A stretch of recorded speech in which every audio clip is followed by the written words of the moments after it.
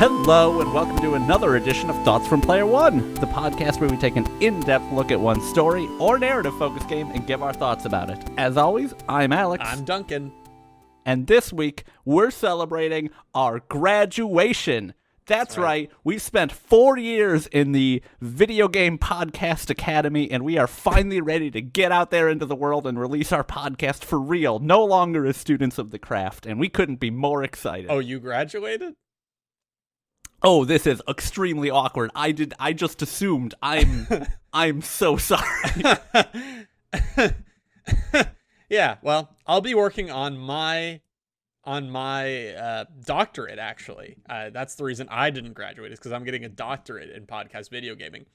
Oh, so you were thinking another 4 to 6 years of exactly this? Yeah, I was thinking so. And I thought, what better way to make it big in college than making a tier list of every homework assignment I've ever done. I said, Teach, come in the room, because I'm about to show you how much I enjoyed each of your homework assignments. Oh, wow, that's great. I love that. We're doing a tier list of every game we've played. We are going to talk about every single game we've played on this podcast. We're going to rank them between S tier, A tier, B tier, C tier, and F tier. We got rid of D because we didn't really know what to put in there. Yeah, it seems like we enjoyed so many of these games. It felt like too many of them wouldn't go in there, and we need a lot of space because we have so many games to rank. This is going to be a thrilling tier list. It's going to be rather large. I can't wait to talk about that. But first, before we get there, up front, is there anything you want to say about this podcast? I put out a tweet earlier today kind of reiterating what we said in our 2-year anniversary, because I didn't want to just harp on that again of support small creators and it's important to them and everything like that. But is there anything you want to say about the fact that we've been doing this for 4 years now? No. Yeah, me neither. Honestly, it just sort of feels like whatever, dude.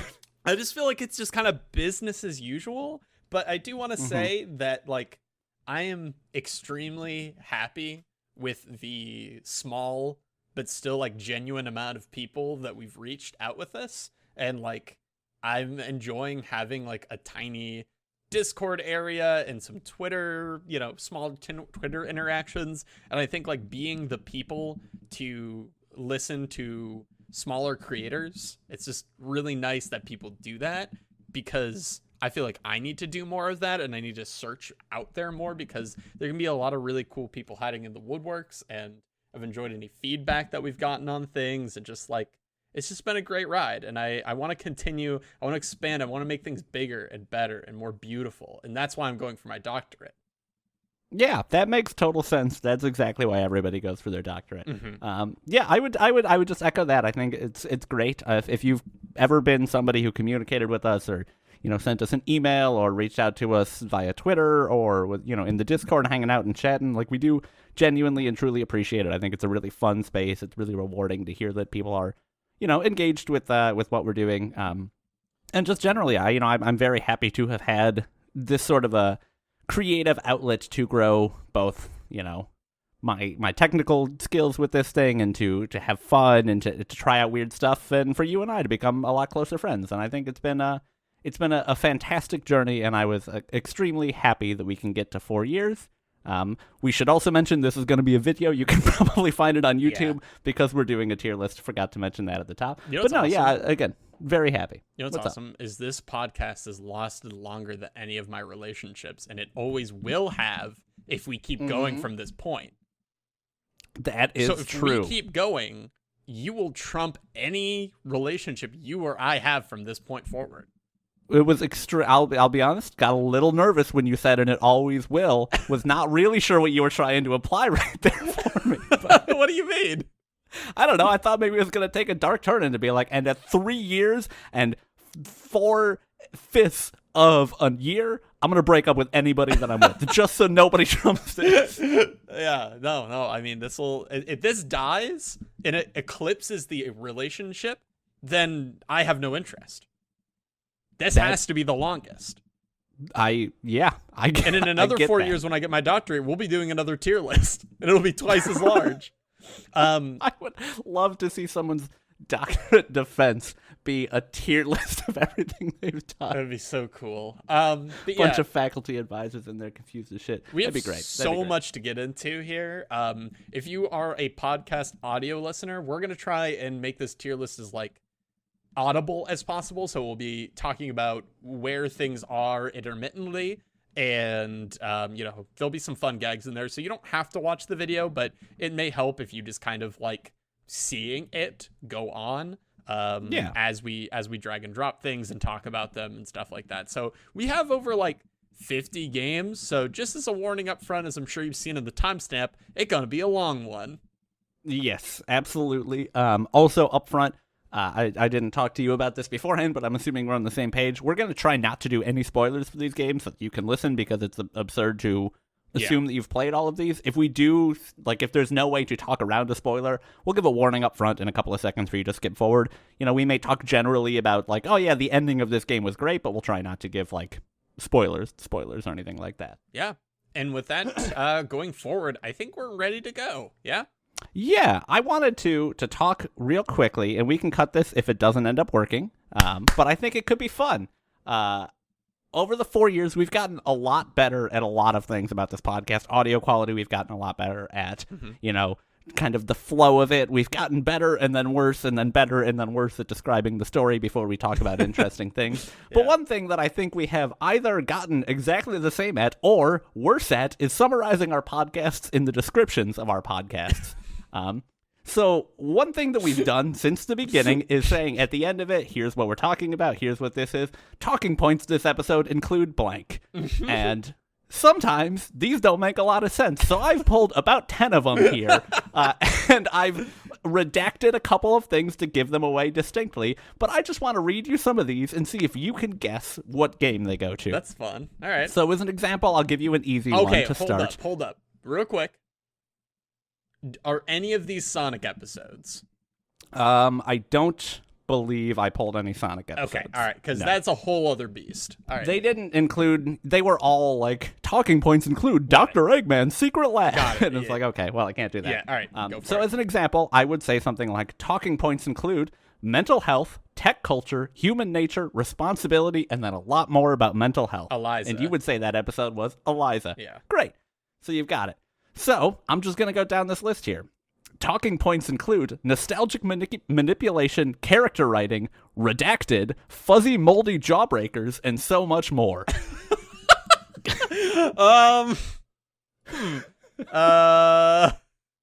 Let me look at my list of games. All right, hold on. Okay. Hold on.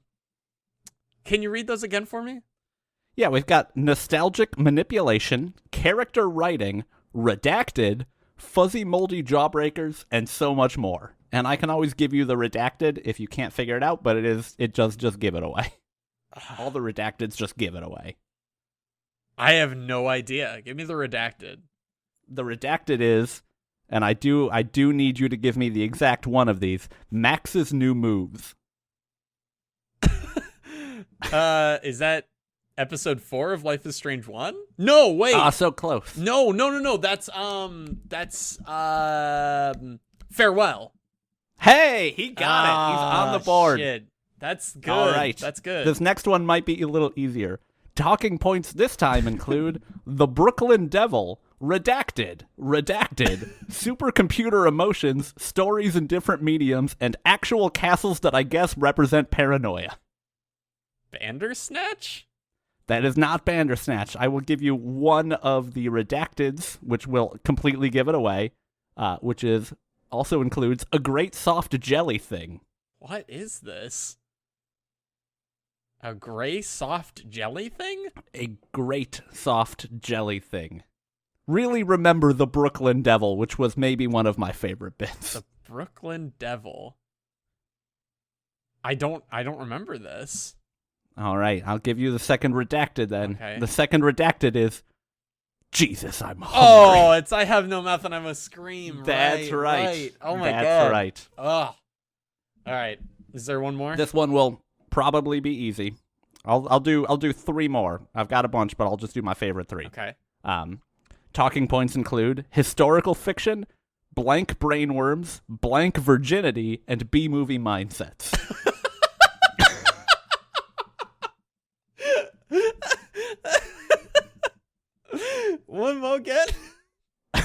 historical fiction, blank's brainworms, blank's virginity, and B-movie mindsets. B-movie mindsets is funny. B-movie, B-movie. Okay, I'm gonna guess that's the council? Yeah, do you know what episode it was? 1? Unfortunately, no, it was 3. But Damn. you got the council, and that's what matters. Yeah. Let's do this one real quick. Okay. This is awesome. Talking points include narrative design, click and drag puzzles, surprise incest, and a fond farewell from blank. Surprise incest. That has to be the one that I figure it out from. I mean, yeah, the other ones are nothing. Yeah. Is that... But also, who gives a fond farewell in one of our games? Who do we really love? And who was maybe a recurring character on these episodes that said goodbye to the audience? Oh, it's another The Council episode. It's another The Where Council was the episode. Surprise incest? Was it between the Could mom? not tell you, my dude. I think there was like a weird mom and son thing. Completely possible. Do not remember at all. And then finally, talking points include supernatural control, diverging endings, completely reasonable grandmas, and everyone's favorite character blank. Yeah, I think that's another council episode, right? It is not. Oh. It is not another council episode. Okay, then one more, because I heard something that made me think council. Supernatural control, diverging endings, completely reasonable grandmas, and everyone's favorite character blank. I guess that's another Life is Strange? That is. Do you know which Life is Strange it is? Probably 5? Nope. What's the only Life is Strange episode that had a grandma in it? Grandma in it. Oh, this bodes well for how much you're going to remember for these tier lists. What's the only one that had I guess 2, right? Yeah, It yeah, is 2. Life is Strange that's 2, right. It's episode 2. Yeah, yep. Because of the... Yep, okay. Yeah. None of the other ones were that interesting. I do want to point out, I think our description for Life is Strange 2 episode 4 was pretty dope. The full description being, this week we dive right back into Life is Strange, though Life is Strange well, and talk about episode 4. We discuss everything ranging from racists to religious fanatics, which is actually not a huge range. Yeah. Talking points include Desert Billy's distrust of others, sentimental dreams, character motivation, and raising the cross like he raised Jesus. I love that description a lot. That must be the Daniel thing. Mm-hmm. Yeah. Mm-hmm. God, I'm sure this section was really fun for me, and I hope everyone else, because that was awesome. Thank you, Alex, for preparing that. I liked reading through those and going, what the fuck were we talking about? I love a lot of them were fuzzy extremely on the nose. Fuzzy jawbreakers. That makes no sense.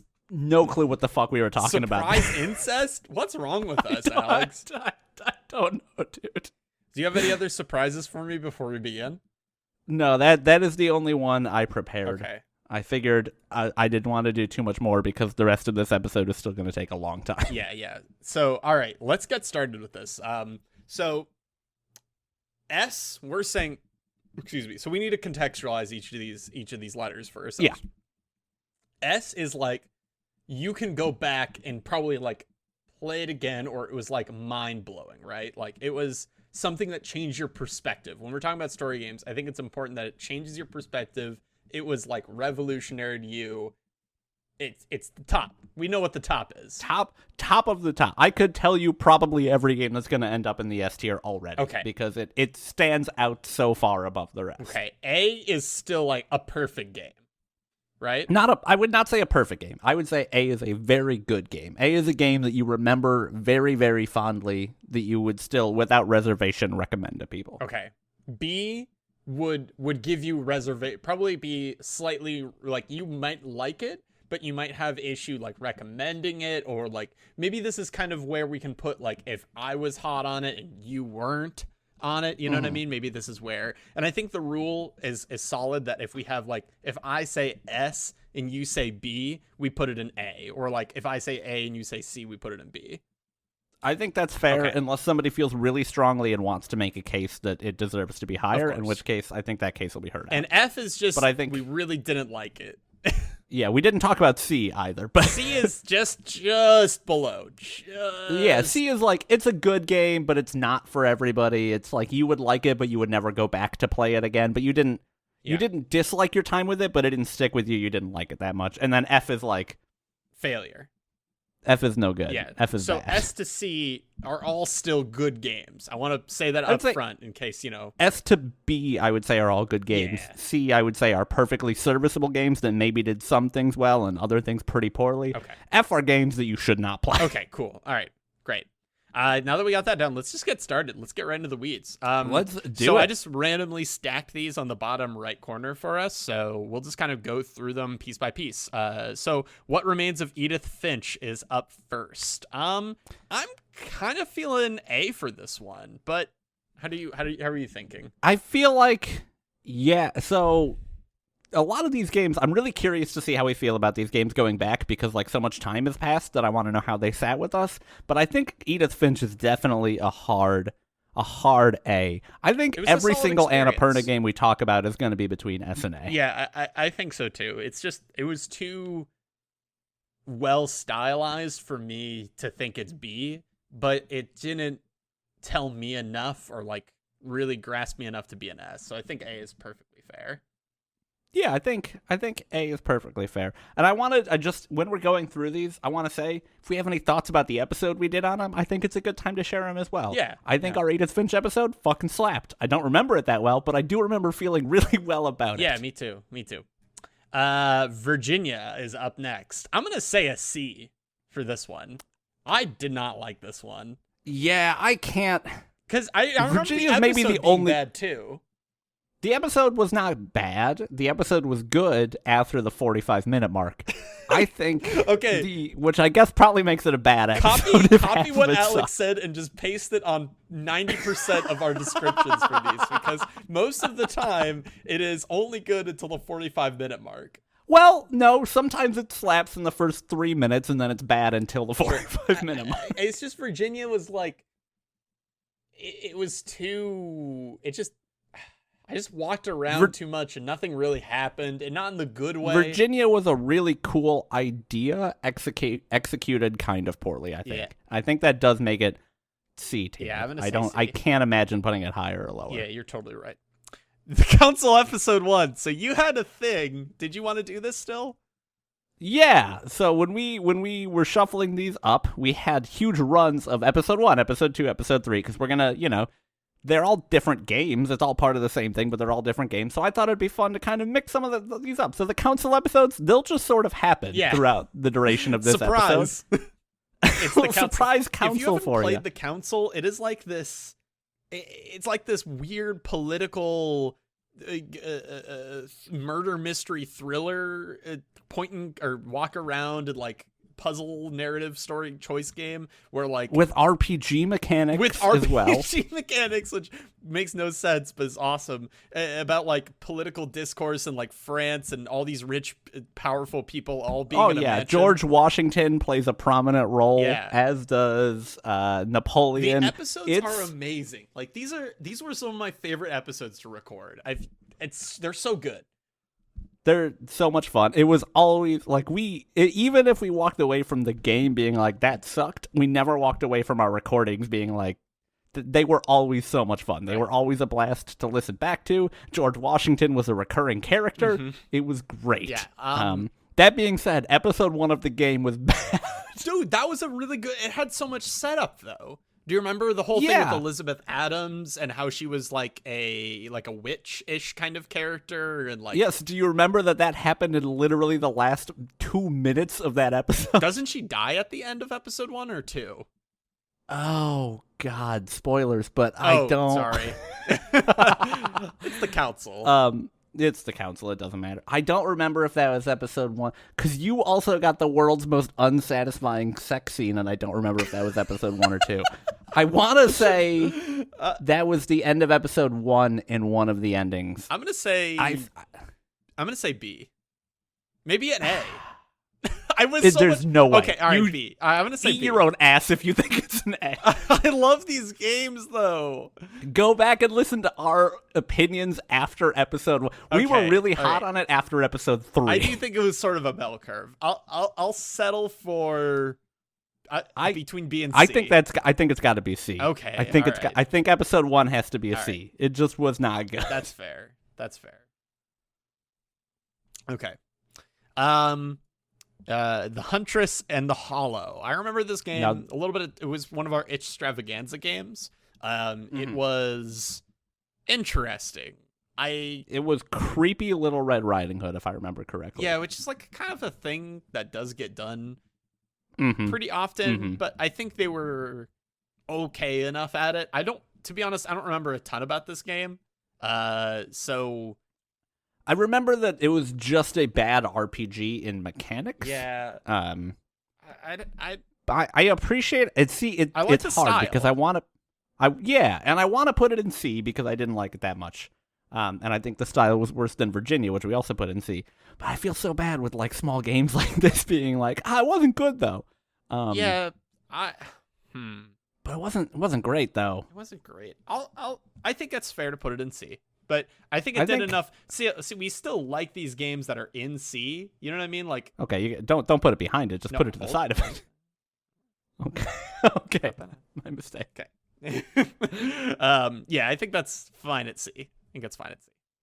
All right, The Valley. You didn't play this one. So I didn't play this one. I have the unique perspective of this being one of the only episodes of our podcast. Alex, I think there's maybe 2 total, where I got to be an actual and real listener and be like, what does this episode sound like if you haven't played the game and you didn't record it? What was that like? And that was a sobering experience. Yes. Did it suck?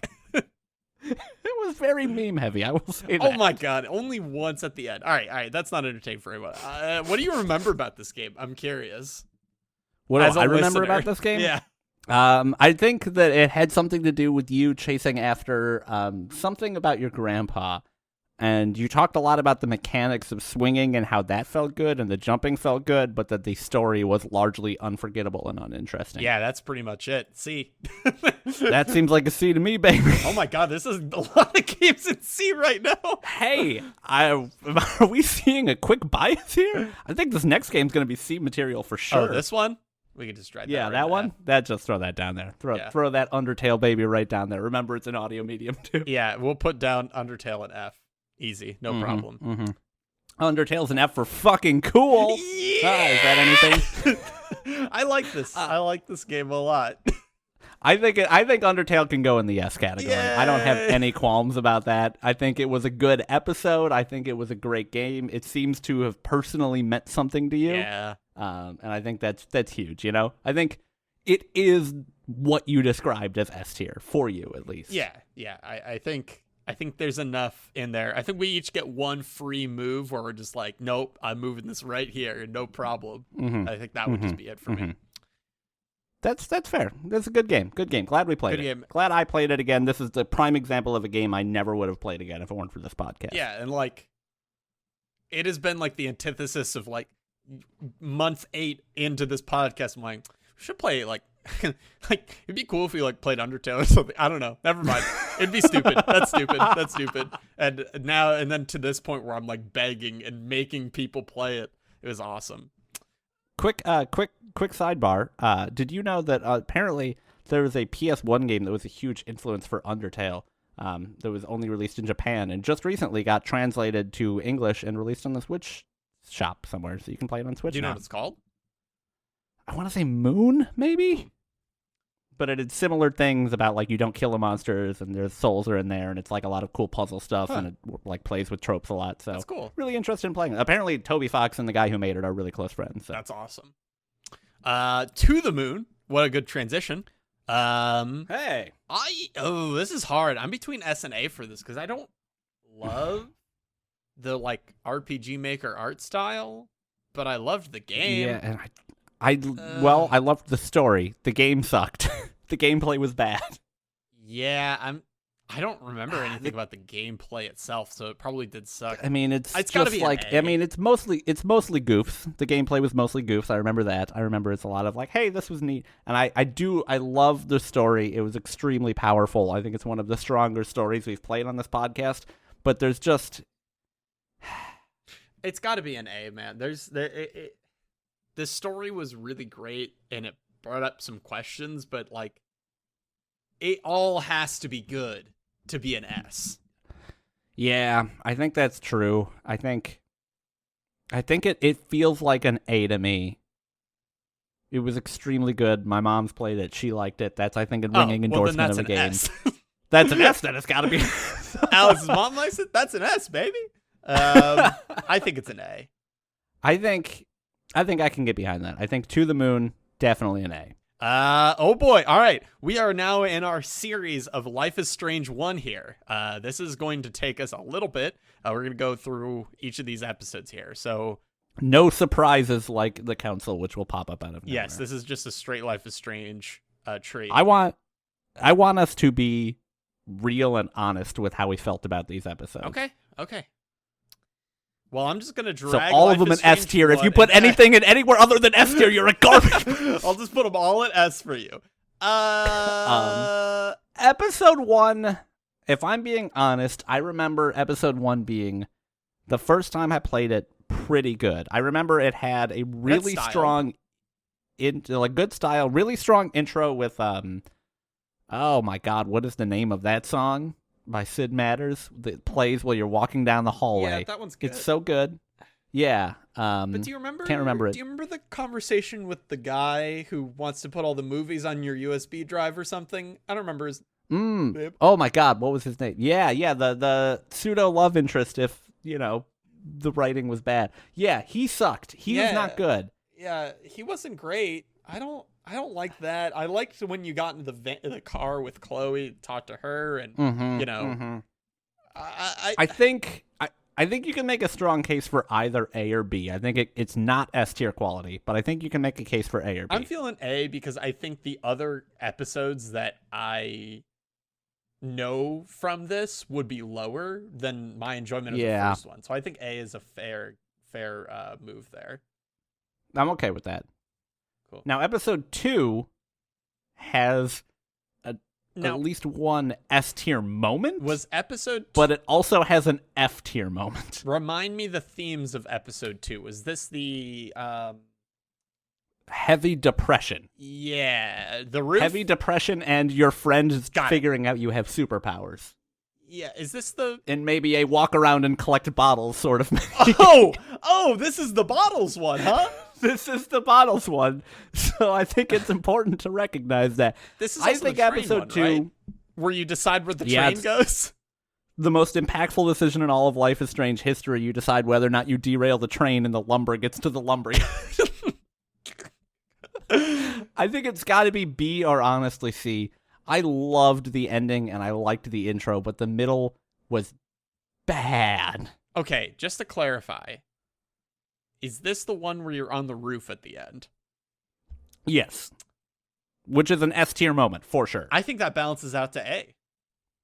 That cannot balance out to A. I love that moment. That's like one of the only things I think about when I think about Life is Strange 1. Like, those are like... It's a great moment. It is a great moment. It is a 3-hour episode, and that is 10 minutes, though.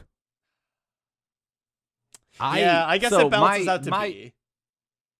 So I will say my perception of this is being impacted slightly because before we recorded the episode, I watched, and I think I mentioned on the podcast, I was watching my friend like sitting next to him on the couch when he played through them, and he struggled to get through episode 2. Yeah. Like, he then also cheated at the ending to make sure he got the ending he wanted. But that's awesome. He struggled through episode 2. And I was sitting there next to him, like, sweating bullets, like, no, dude, this game's good. I swear, just, you gotta pick up the fucking bottles, dude. Just pick up the bottles.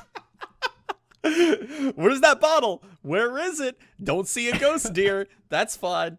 Yeah, that's fair. All right, episode 3. Yeah.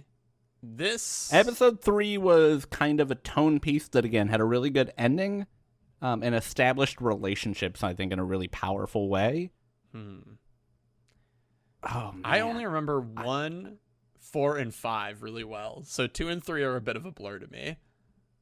I feel like 3 is another B tier. It's not bad. It's got really good moments. Can you remind me of some of the moments in the fans? Yeah, so, I mean, look, Life is Strange is going to get spoiled. That's the way it goes. You should listen to our episodes on it. But this had it had the swimming pool moment, which a lot of people liked quite a bit. That one's good. Which is cute. That one's good. It had the moment where Chloe drops you off in her truck, and as you're driving back to Blackwell, is yelling about all of her problems with her dad and everything, which is one of low key, I think one of the most powerful emotional moments in the game. Yeah, the voice acting for that moment was phenomenal. Yeah. But then it also had a bunch of like inane bullshit, but that feels like an A. I think I liked it more than 2 as a whole. Again, 2 had the best ending of any Life is Strange episode, but I think it has to be an A. That's A. Yeah, that's fair. That's A. 4 is A. I won't hear arguments otherwise. Yeah, I mean, I was thinking 4, A or S, because I think this one was quite good. I think one Life is Strange episode has to go into S. Yeah. Now, Life is Strange is the epitome of a game that's more than the sum of its parts, I think. Yeah. Like if we had if this game was bundled up into one experience, do you think you'd put it in S or A? I think I would put it I think I'd put it in S.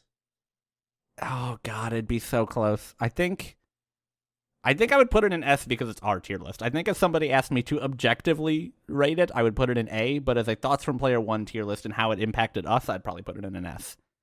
So I think 4 can be an S tier. Mm-hmm. I think there's no part of 4 I can point to and say I didn't enjoy that. It had starting in the past, which was really good. It had the creepy search for the dark room. It had like that cliffhanger ending. Yeah. I think that's S. I think it's easy. And I think 5 is A then. Yeah. Because I think all the weird Remember when that person got like bodied by hurricane stuff? Somebody just gets fucking smacked with like a flying car and just murked on screen. Yeah, and Chloe has absolutely no reaction. And someone dies from being electrocuted, and she's like, well, I could turn back time, but... Yeah.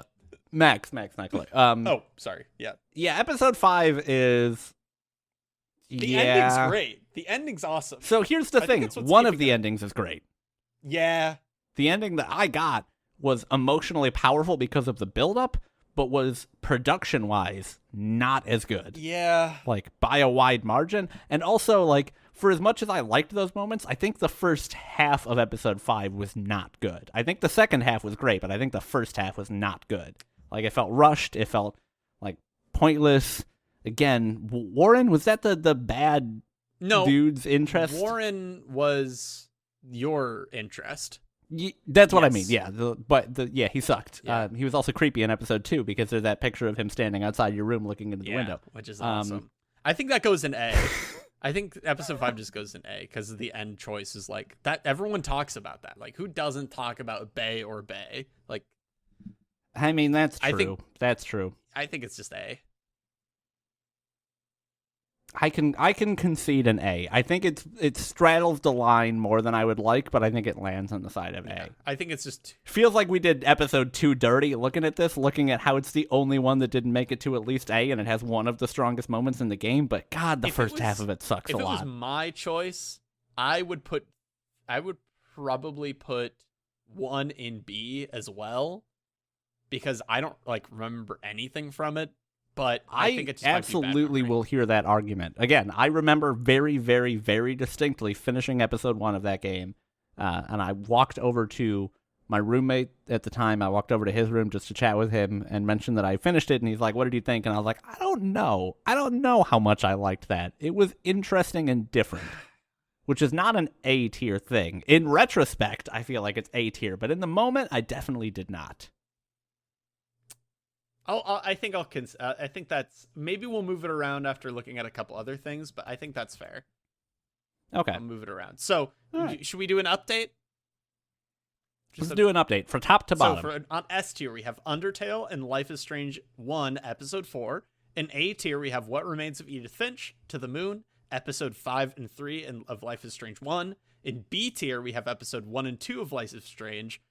C tier we have Virginia, The Huntress and the Hunted, The Council, and Valley. This is going to be interesting seeing. I think it's really interesting seeing that B tier is Life is Strange episode 1 and 2, which is like the beginning of the game, but we pressed on at the end, and like that's what was. I don't know. I wonder if we'll see that trend with other episodic games. I am curious. I'm definitely curious, but I think we got a lot more games to get All through. I'm excited to move on. Hopefully this is interesting for anybody to listen to, but I'm having a lot of fun, and that's all that matters, because this is our celebratory episode. Yeah, I think people like seeing things getting ranked. I think that's just something like... Some fucking sick lizard brain shit going on there. Yeah, where they're like, oh, they want to know what's at the top. They want to know what's the best. Also, this is kind of like a cool definitive guide of like, what game should you play? Like, yeah, we could post the final list somewhere like a week after the episode comes out and be like, hey, here's our tier list of whatever. Yeah, cool. So. The Fall. Oh my God. The Fall takes me back. The Fall takes this me was the back. third episode we ever recorded. We were trying to be so nice to this game. We spent a lot. I remember distinctly spending a lot of energy this episode trying to find what we liked about it. Yeah, I remember. The only thing I can remember about this game is a creepy playground. Mm-hmm. I can't like even a tell you what 50s happened. era thing.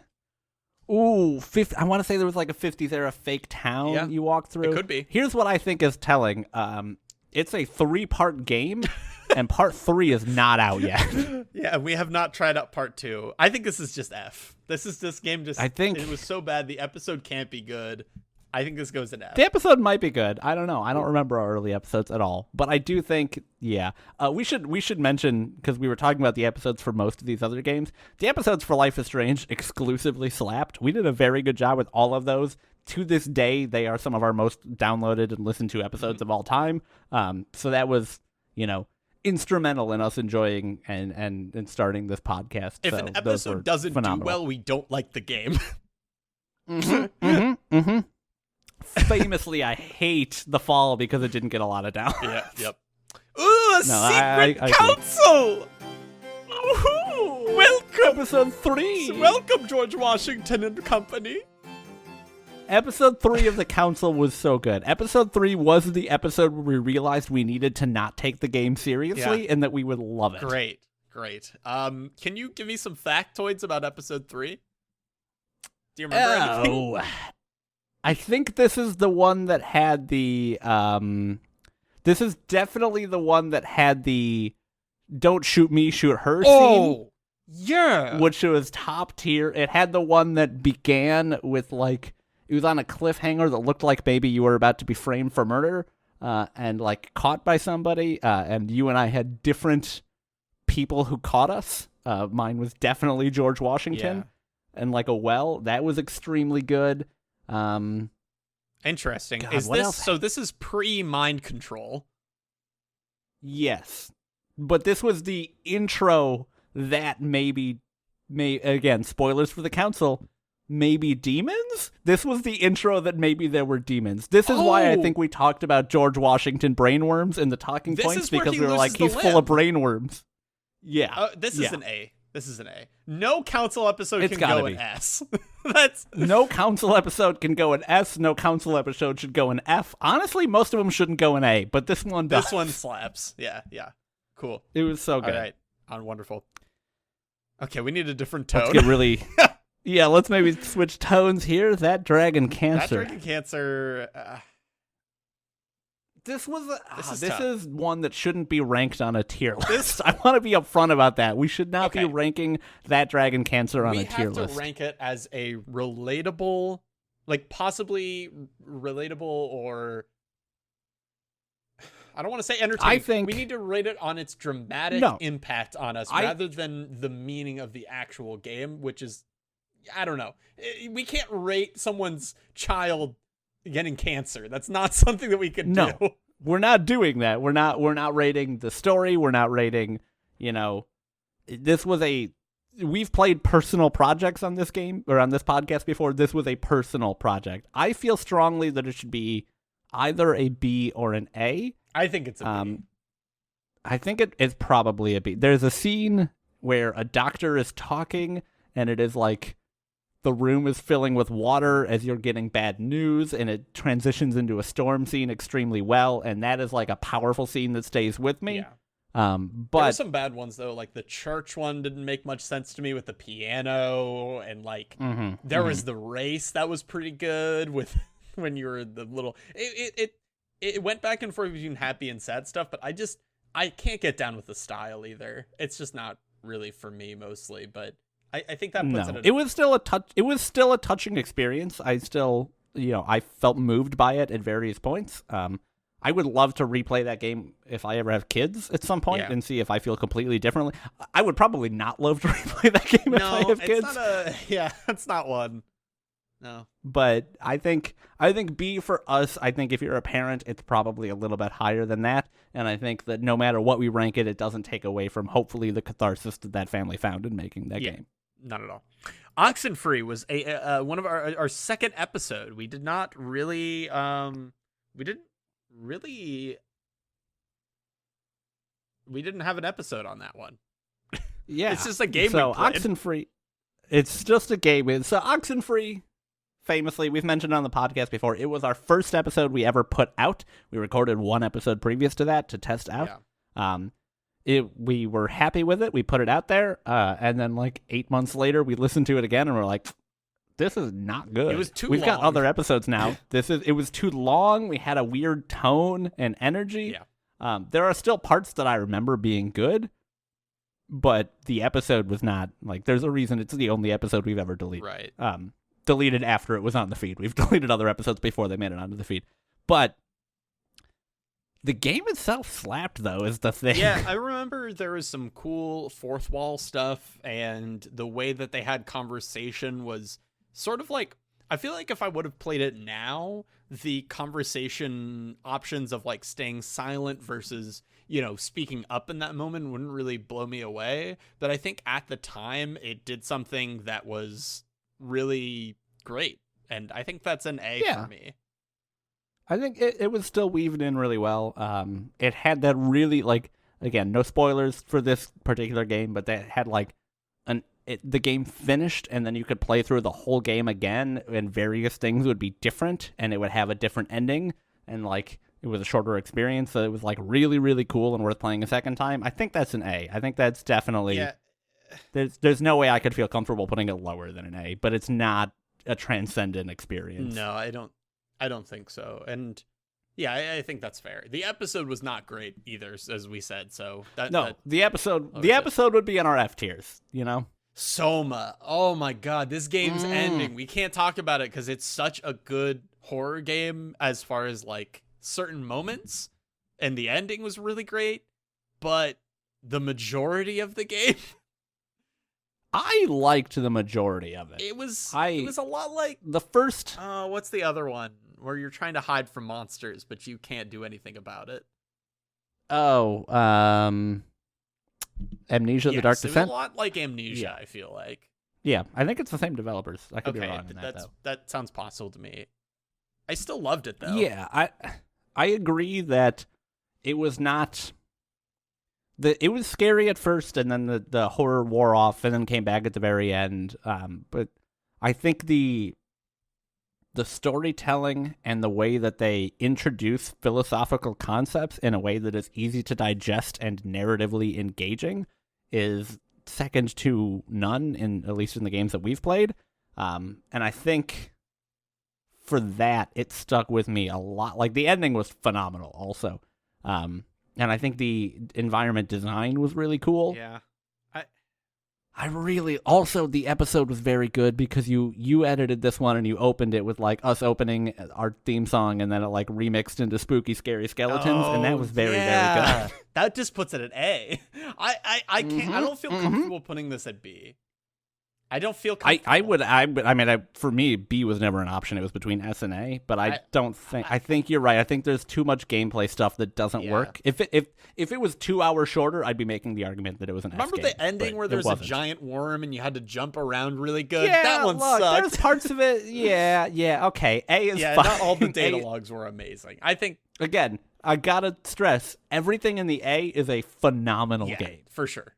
The council, it was so. Don't make me reconsider so early on. Everything that is A: Edith Finch, To the Moon, Oxenfree, 5 and 3 of Life is Strange Season 1, Soma, and also Episode 3 of the Council is all phenomenal. Everything there is on the. Edith Finch is on the exact same scale as Episode 3 of the Council.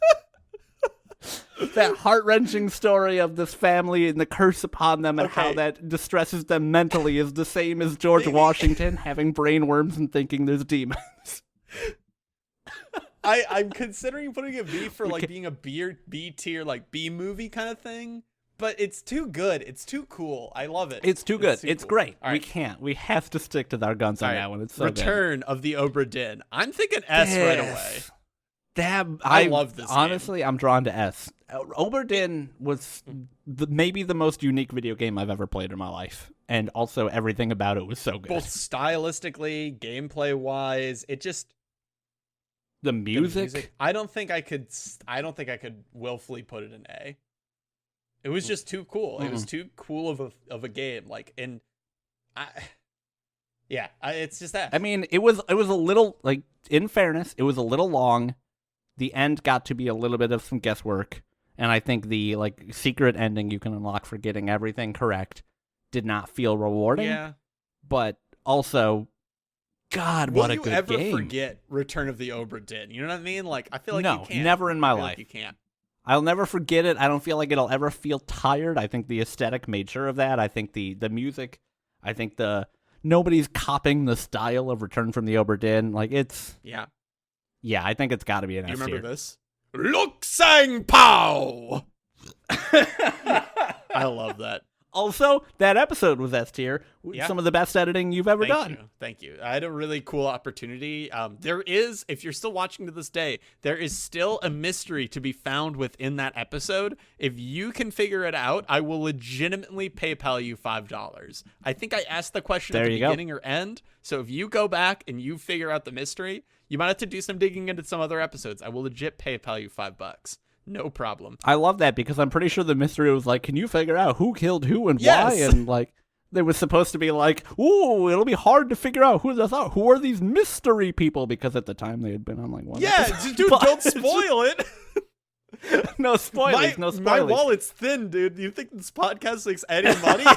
I can't be giving out. You'll only details. PayPal one person $5. Not everybody who gets the first person. I should make that very clear. The first person to get it. You can't get you and 30 of your dumb friends to get it all. He's not going to PayPal you whatever 30 times 5 is. 150. I know. Yep, I know you do. I remembered it. Okay, let's move on. Moving on. Like Roots in the Soil. This was a cool extravaganza game. Yeah. This was in our first extravaganza. It was cool. It was extremely short and not interactive hardly at all. If I remember, this was the one where it was like a person on an automated walking path, and basically your only interaction was like panning the camera, and the left side of your screen would make things like new, I want to say. Yeah, it was between like and the right side of your like a utopia sort of like space where like nature was like blossoming in controlled ways, I believe, and then like another one where the world was completely destroyed, and like I think no, it was a city. It was like a city and then like a destroyed post-apocalyptic like world. One plant. Yeah, and as you turned the camera, your character changed between like a young man and an old man. It was not, for game-wise, not much of anything happened, but I think thematically it was really cool. It was like a really cool, like, again, legitimately 5-minute experience, if that. I'd put it in B.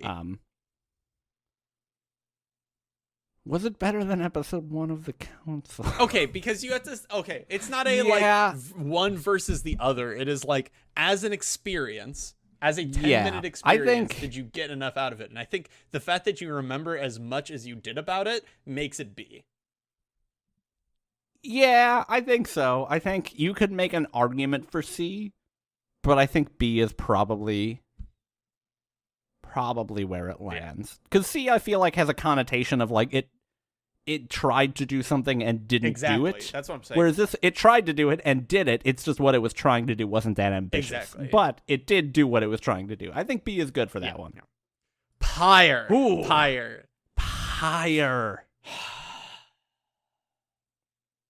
Now, the episode was if we're talking episode, if we're talking the episode we did on Pyre, that's some F tier bullshit. But I'm not putting this game in F. Are you crazy? No. But if we're talking the game, Pyre, if you didn't play Pyre, it's this like amazing combination between a visual novel and space basketball, like astral basketball in the stars. And it's an amazing story. And the end song made me fucking cry. I love it. I love this game. I can't not want to put it in S. I can't not. I love it too much. I listen to the soundtrack all the time. All the characters are so charming.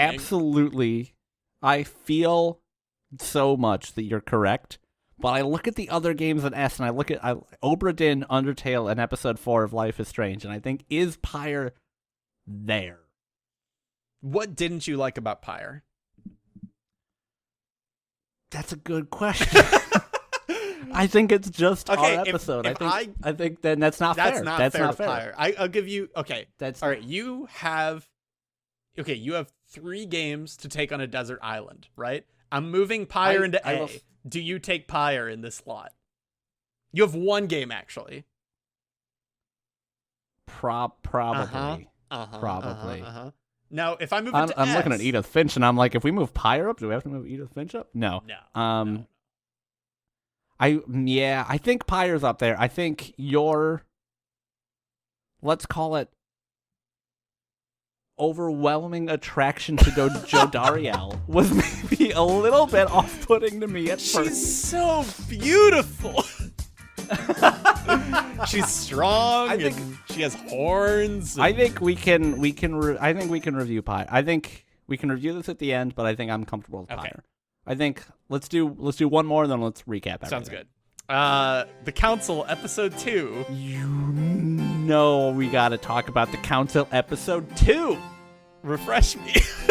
Wait, did this have the Bible one? The annoying Bible puzzle? Oh, that might have been Episode 3. Were the lemon in the fire?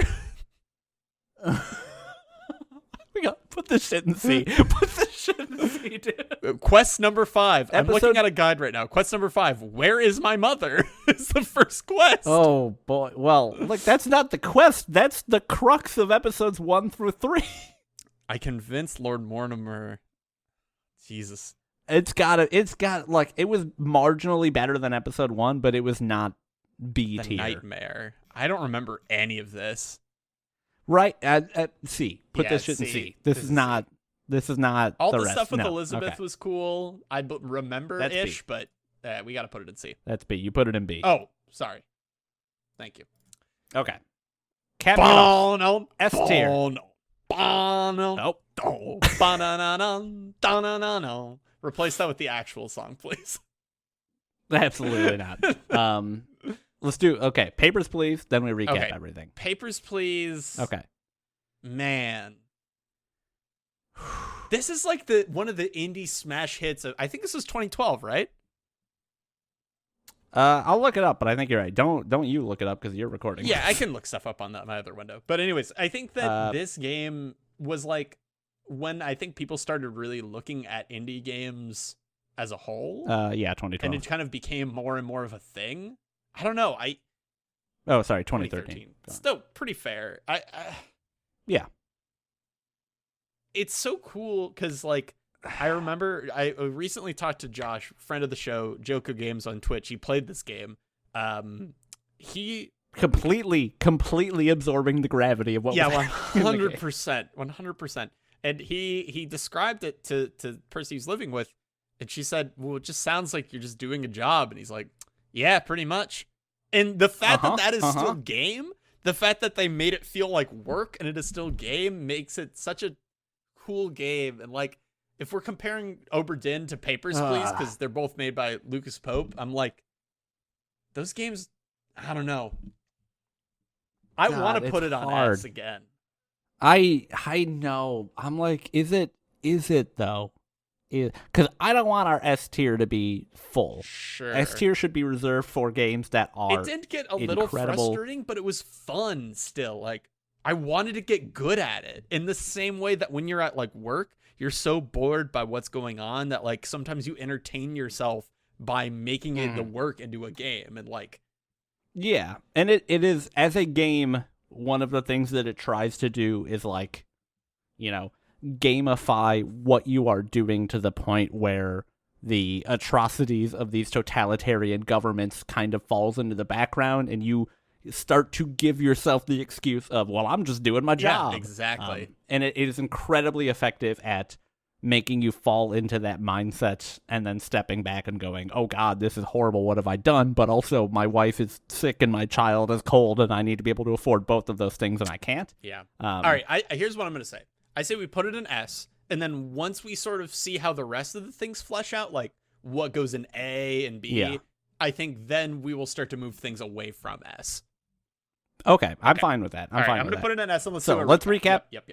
Let's recap. S tier, we have Undertale, Life is Strange Episode 4, Pyre, Return of the Obra Dinn, Papers, Please. A tier, we have Edith Finch, What Remains of Edith Finch, To the Moon, Life is Strange Episode 5 and Episode 3 of Season 1, Oxenfree, Soma, and The Council Episode 3. B tier, we have Life is Strange Season 1, Episode 1 and 2, That Dragon Cancer, and Like Roots in the Soil. C tier, we have Virginia, The Council, Episode 1 and 2, Valley, and The Hunter and the Hunted. Is that what it's called? Yeah, I'm not going to zoom in. I'm not going to risk that. Yeah. And then F tier, we have The Fall, which was not good. Okay, I think... Also, I want to say, Papers, Please is the first episode on a podcast feed. I think that episode still slaps. It's been a while since I listened to it. I remember that episode slapping. We had a bit about crayons, and that bit rocked. That bit, to this day, is still occasionally mentioned. I would like to go back and listen to that clip. But next up... I think these sort of go together like a pair. So we have Emily is Away and Emily is Away 2. Emily is Away, I want to point out, is not an episode we ever put onto the feed. You can probably still find it somewhere. It was a test episode. Is the second we did it mystery. To see, like... Can you find our other Emily is Away episode? I will PayPal you nothing, and you'll just get a bad episode. So this was the episode we essentially did to test, like, hey, how does it feel to record a podcast? How is our chemistry? Is there anything we need to be aware of? And how does like recording work? This went up on like Duncan's SoundCloud or something like that. It might still be up there. I don't know. But it never made it into the main podcast feed. But we did play it. We did talk about it. And then Emily is Away 2 is, to this day, one of our all-time great episodes talking about our past and our history with girls when we were younger. And, it's so good. Oh, it's so good. I think 2 goes in A. Was 2 better than 1? Was Emily is Away 2 better than Emily is Away 1? I think they just come together. You know, they just kind of go together well. I remember not really liking the first one as much as I liked the second one. I think the second one was great because it had a lot more choices. It had, it just reminded me more of it, and also it was just a better episode because we knew more. It was a much better episode, but we can't look, if we can't put Pyre in the S tier and say that the episode matters. All right, fair. So you and I distinctly argued about the ending of Emily is Away 2 because I felt that it misinterpreted my AIM decisions. And then you felt that it didn't, and I was misinterpreting its interpretation of my AIM decisions. And I think that soured me on the episode, or not on the episode, on the game a little bit. Emily is Away 1, still you choose, these are AIM simulator games. You talk to Emily, who is, a crush of yours, and, it takes place over a number of years. Crush for you, maybe. And Emily is Away 1 was a much more structured experience that had a defined ending that you were getting no matter what. Emily is Away 2 actually, took in your choices. Emily is Away 2 also had the really hot shit where they would link you emo songs from the early 2000s and you could click on them and it would bring you to fake YouTube links. It just feels like a more advanced, well thought out Emily is Away. I think everything about Emily is Away 2 was better except for the story. Where does that land us? I feel like it maybe lands. I think it lands us in B. I can't. I think you're Emily is Away 2 was not as good as To the Moon or You're Edith right. Finch. You're it right. just wasn't. You're right. Now that we're categorizing this, we can't be afraid. And are they equally as good? I would put the first one in C personally, but you I sound like you like one a little bit more. I remember liking one more. I could be wrong. Maybe the novelty of it had just worn off by the time 2 rolled around. I don't think they're different enough to have them in different tiers. I think that's fair. Okay. Eliza. Eliza was an awesome game. Another Annapurna interactive smash. I don't think Eliza was not Annapurna. I thought it was. Can you? No, I'll double check. But I don't think it was. No, it wasn't. Because it was You're Matthew right. Sedgley You're right. Burns. No, because it's published by Zachtronics because they Zachtronics. never Uh-huh. did publish and develop this by It Zachtronics. just felt like an Annapurna game. It did feel a little bit like an Annapurna. It was such a good. I was gonna say the best visual novel we've ever played, but then I remembered the other visual novels we played. It's so extremely good, know though. what? It's one of. I feel like it could contend. I feel like it could box against DDLC. Yes, it could. It absolutely could. In some ways, it is much better. In other ways, it is not as good. But like, oh my god, the artwork for that game was so good. Yeah. The music was like what it needed to be. The writing was so good. The way it handled mental And it health had, was like, so good. The way it voice handled acting. like it For a did. visual novel to A, have voice acting and B, have good voice acting, like that's My initial assumption is A, but this punches at the heels of S. I think the idea that they brought to the table of AI therapy is like not new, but they nailed it in such a way that like really gut punched me in a good way. I think that's S. I think it's S. I think it changed. I think put it in S, We'll reevaluate. but I do think we need to review these at some point. We'll need to take a look at this entire list and Okay. mull over. Now I can't read what this next one is. Can you let me know? This one's Dropsy. Really? That's what that is. Yeah, you Interesting. Okay. There. see? Well, it's interesting. Now We've been waiting for the second FT. okay, I'll give you this. I'm All right, kidding, let I'm me kidding. talk about Dropsy for a little bit. You give me your Dropsy tie. You defend Dropsy. You're the Dropsy defender. Dropsy is, correct me if I'm wrong on this, but I think it is the newest point and click game that I've played, that we've played together. That can't be true, but it might be. I can't remember any other point and click games. We'll know by the end of this tier list. Later Alligator is kind of a point and click, but it's not in the way that I'm talking about. Hey, yeah, not the same I'm looking way. at the list. No, I think it is probably the Yeah, newest and one. I think- We'll find out later, but I think it probably is. I think that you don't like point and click games, which is understandable. The mechanics can be this is absolutely true. infuriating. I like them more playing with a guide, which is something that I felt bad about doing until Dropsy, to be fair. Until Dropsy. I just don't think you've played enough point and click games to know that playing with a guide is S tier. I mean, I played some when I was younger. Yeah, well, dude, if I played some of these games when I was younger, my tier list would be completely different. I'd be like, Eliza I'm doesn't have saying- Mario in it. God, I'm just saying I understood point and click mechanics. I just felt I had a mental thing that blocked me from using guides Okay. and was like, this is the wrong way to play this game. And I think Dropsy kind of broke that because by the end I was like, I need to get through this because we're recording a Sure. podcast, and then started to realize that, oh, maybe this is actually not that big a deal to use a guide on I these think games. my love for Dropsy just comes from its visual charm and the fact that the clown And the music. twerks Music and the was great. music. The clown twerks, Alex. The clown twerks. The clown does not speak. He talks through images, and the whole it's a point and click hug venture. That's so charming. I'm Yeah. saying B. I will settle at B. I just did not like the ending. I love the ending. I know you did. I'll settle at B. Um, I will argue for C, but you could convince me. Can I just say that I felt much more strongly about this game before we interviewed Jay Tholen? And now I'm like, I mean, he's a good dude. It's probably A material. I think B is fair. I think B is fair. Maybe the beach update takes it to an A. I don't know. We'll see. Maybe when the beach update comes out, we'll see. Dude's got a lot of free time on his hands right now, what with having just had a kid or whatever. Yeah, whatever. Doom was an interesting Doom? one. This is like not our wheelhouse. No. Not our wheelhouse. The only game like this that we've played on the show. And I think it was pretty cool. I loved the thing that I'll always take away with Doom is A, obviously like the fast-paced action, and B, I loved the like no care attitude of the main character that was truly I don't care about what's going on in the story. Yeah, I think Doom was, that it was style incarnate. It was everything about it kind of came to a head at the same point, right? Everything was like chaotic energy. The design of the monsters, the design of the levels, the way that you interacted with all of the enemies, the shooting, the jumping, the story, the writing, the way that, again, like you said, the Doomslayers didn't care about everything. God, it was really, really good. And we only played this for the show because you and I were playing it at the same time, and we're like, yo, I can't stop playing this game. Yeah. We have to talk about it because I don't want to stop playing it to play a different game for a podcast. Yeah. I'd put that in A.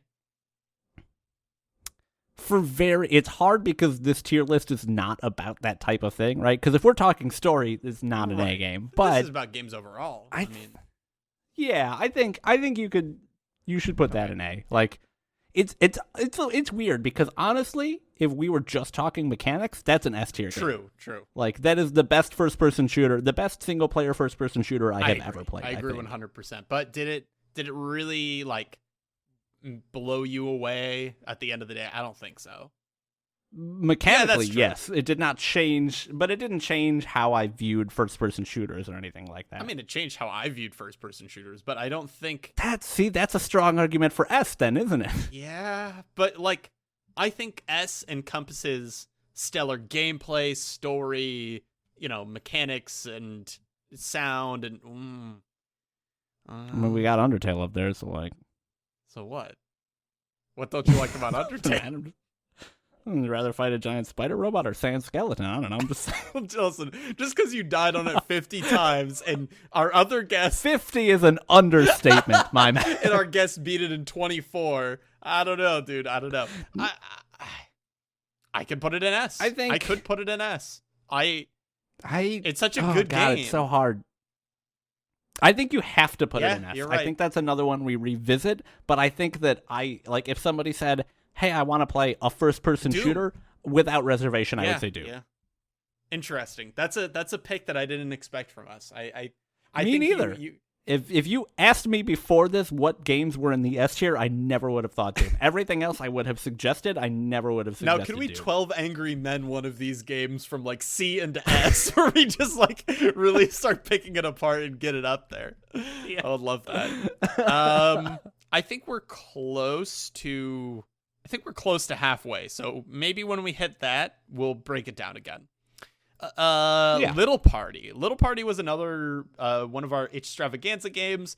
I just don't think these Extravaganza games are going to hit A just because they are smaller personal project. Maybe they will. Whoops. But I think that they, I don't know. I think they are... This is hard to sort of talk about. Yeah, it is. It's different, for sure.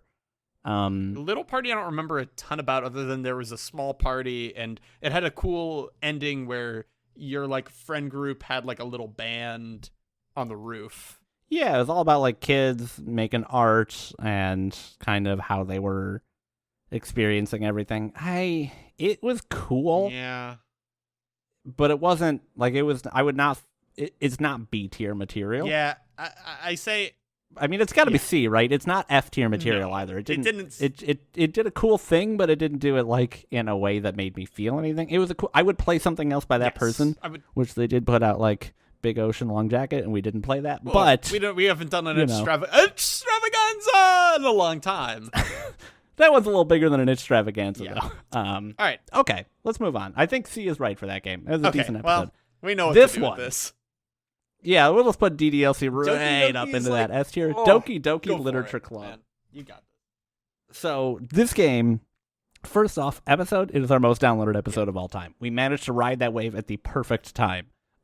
There's actually a lot of fun stuff with this episode. So Doki Doki Literature Club was A, our most popular episode. B, I want to say it's our first episode with a guest. Michael joined us for that episode. I'm not sure on that one, but I think it is. It was supposed to, in our initial inception of the episode, have a different guest, which completely fell through, and there's not much more to be said about that. We also recorded that episode. It was initially supposed to be 2 episodes. We were going to do the first hour and a half and then like the second hour and a half, and it was like essentially, if you haven't played Doki Doki Literature Club, it's a visual novel. It's ostensibly about like, you join a literature club with all these cute girls, and it's kind of masquerades as a dating sim, and it becomes very clear that there's something subversive and more going on than that. but I don't want to spoil it because it's really interesting. So we were going to play 2 kind of before that, and then, play after that. So we recorded the episode on before that. And then we listened back at some point and was like, this after we is learned bad. what it was, we changed our tune very quickly. Yes. So we had that episode recorded and edited, and then we're just like, we can't fucking do this, and deleted it, and then finished the game. And I'm very happy we did, because I think it turned out to be one of our best episodes we've ever recorded. And hence the fact that it's, our most downloaded episode of all time. And the popularity but it was of the game. I mean, Dan Salvato, what a genius. I wonder what he's up to now. Yeah. I think still working on stuff. I remember seeing him talk about having been like not working as much because he was like burnt out and struggling with the pressure of how popular DDLC was, which is the reality of creative people and sucks a whole lot. Yeah, if you make a game, you want to be around this range, because then there's those selfish shitty gamers, they're gonna come at you if you're up here when you when you make a new product, if it's not great. Especially a game that like hits the mainstream that hard and is free, so it's easily accessible. And I mean, it's another game God, where what you a can't fun... do it again. You know what I mean? Like, you can't DDLC again. Once you DDLC, you can't go back, And what a fucking great game to try to sell to people to play. It's my favorite thing in the world to be like, I know you don't play a lot of video games, but let me sell you on Doki Doki Literature Club. I got 2 of my coworkers to play it when I worked at a different department, and they were initially like very confused, but I'm like, please, like, you will enjoy this. And I thought I'd sell them because they kind of liked anime in the first place, and they did. Nice. And I got like messages like in the moment, and it was so cool. Like, it's like an infection. It is literally an infection that I'm like, now that I've played this, I need to get as many people as I can to enjoy this experience too, because you want to hear the reactions for it. It's so cool. It's so good. I got my brother to play it, and I also got text, not in the moment, I got text before the drop, where he was like, are you just fucking with me? Why am I playing this? And then, cool. He finished the game, and immediately, like, I was out shopping with a different family member, and he called me and was like, nope, I have to talk about it. Stop what you're doing. Like, go outside. We're going to talk about this for, like, the next half hour. The drop literally had me just... It's just like, you know how you see reactions, like YouTube reactions, and they're, like, they always go... whenever they see something horror or something, they go, no, and then they, like, drop their headphones and walk away, and you're like, you're just hamming it up. That was me. Yeah, a la Josh beating one of the last bosses or having trouble with one of the last bosses in exactly. Undertale. Yeah, hammed up reaction. Yeah, I love this, but that was real. Like, that really happened to me, and I had for sure chills that night. It's too good. I can't. All right, it's S. I remember, again, it's S tier. I just want to say I remember to that point, the 3 people on that episode, you, Michael, and myself, like, all got to the drop the same night. And I remember sitting in my office at work the next day, the 3 of us in a group chat, just constantly talking about how good it was and how much all 3 of us couldn't wait to get off work and finish the game. Didn't you finish it before us, and you were waiting for us to get there?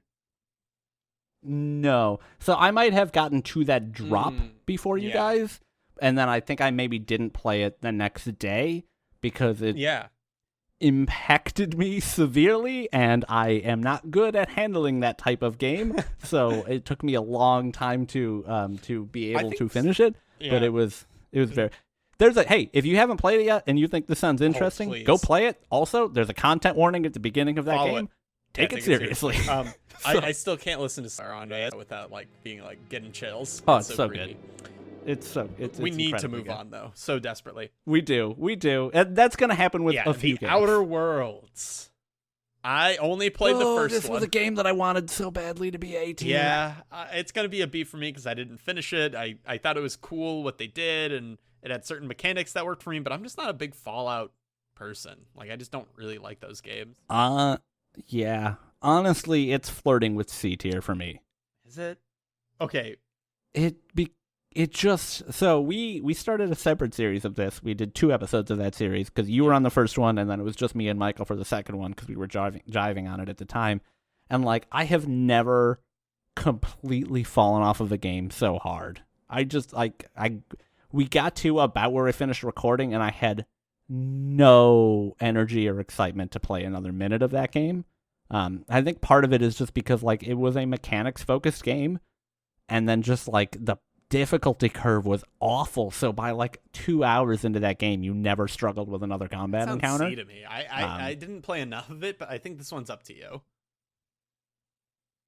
Yeah. From what you're talking, I also did not finish it. Sounds C. Would you rather play Emily is Away 2 or The Outer Worlds? I mean, probably Emily is Away 2 because The Outer Worlds just it's not fair. If I went back, maybe the last half of that game really kicks ass, but up to where I got, I just didn't care or want to keep playing. I think C. I think a C tier, and that breaks my heart because that had all the makings of an A tier game, and it just didn't deliver on them. That is sad. We are. Let's do a recap because we're getting into another Life is Strange batch. In S tier, we have Undertale, Pyre, Papers, Please, Doom, Doki Doki Literature Club, Eliza, Return of the Obra Dinn, and Life is Strange Episode 4. In A tier, God, that feels right. That feels right to me. Those feel like God tier games. In A tier, we have What Remains of Edith Finch, Life is Strange Episode 5 and 3, To the Moon, Oxenfree, The Council Episode 3, Soma. In B tier, we have A Life is Strange Season 1, Episode 1 and 2, That Dragon Cancer, Like Roots in the Soil, Emily is Away 1 and 2, and Dropsy. In C tier, we have Virginia, The Huntress of the Hollow, The Council Episode 1, Valley, Little Party, The Council Episode 2, and The Outer Worlds. And F tier is still Alone, The Fall. I like The Huntress and the Hollow. We have called, I think, 4 different things because we didn't remember it, and the image is too small to read. I'm very sorry if anyone that worked on that is watching. I'm very sorry. I played it a very long time ago. Yes. It just okay. Yes, and it's not that the name was bad. I actually think the name is good. It's not that the game was bad. I just didn't remember it, and it's too small. Let's move it up to B tier. Just to make it fit. Let's not. No, I'm Life is Strange Before the Storm. The most, I think. Well, I was gonna say the most contentious Life is Strange, but that's not true. That's probably season 2. Just got a preview of what's next. Okay. I don't know. I think. Okay, episode 1. Let's break this down by episode. As an overall experience, where would you put this though? First, I'm curious.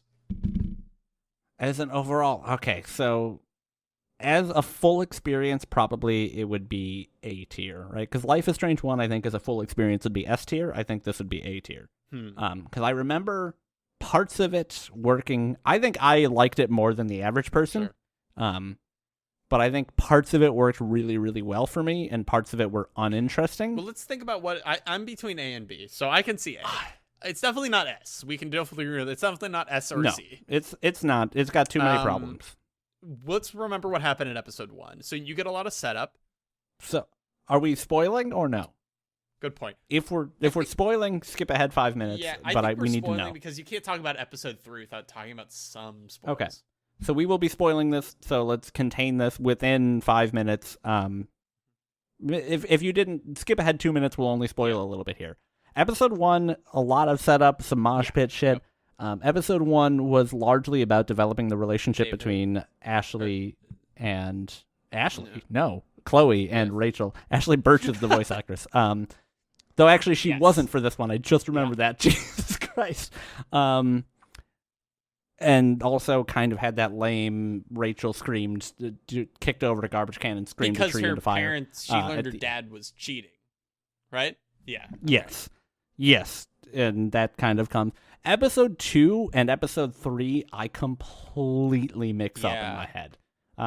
There's a play in there somewhere, like a gendered bend play. There's meeting Rachel's family, and all that was not. Yeah, the play, The Tempest is the play. The Tempest happens at the end of 2. Is this the one where they sort of break away?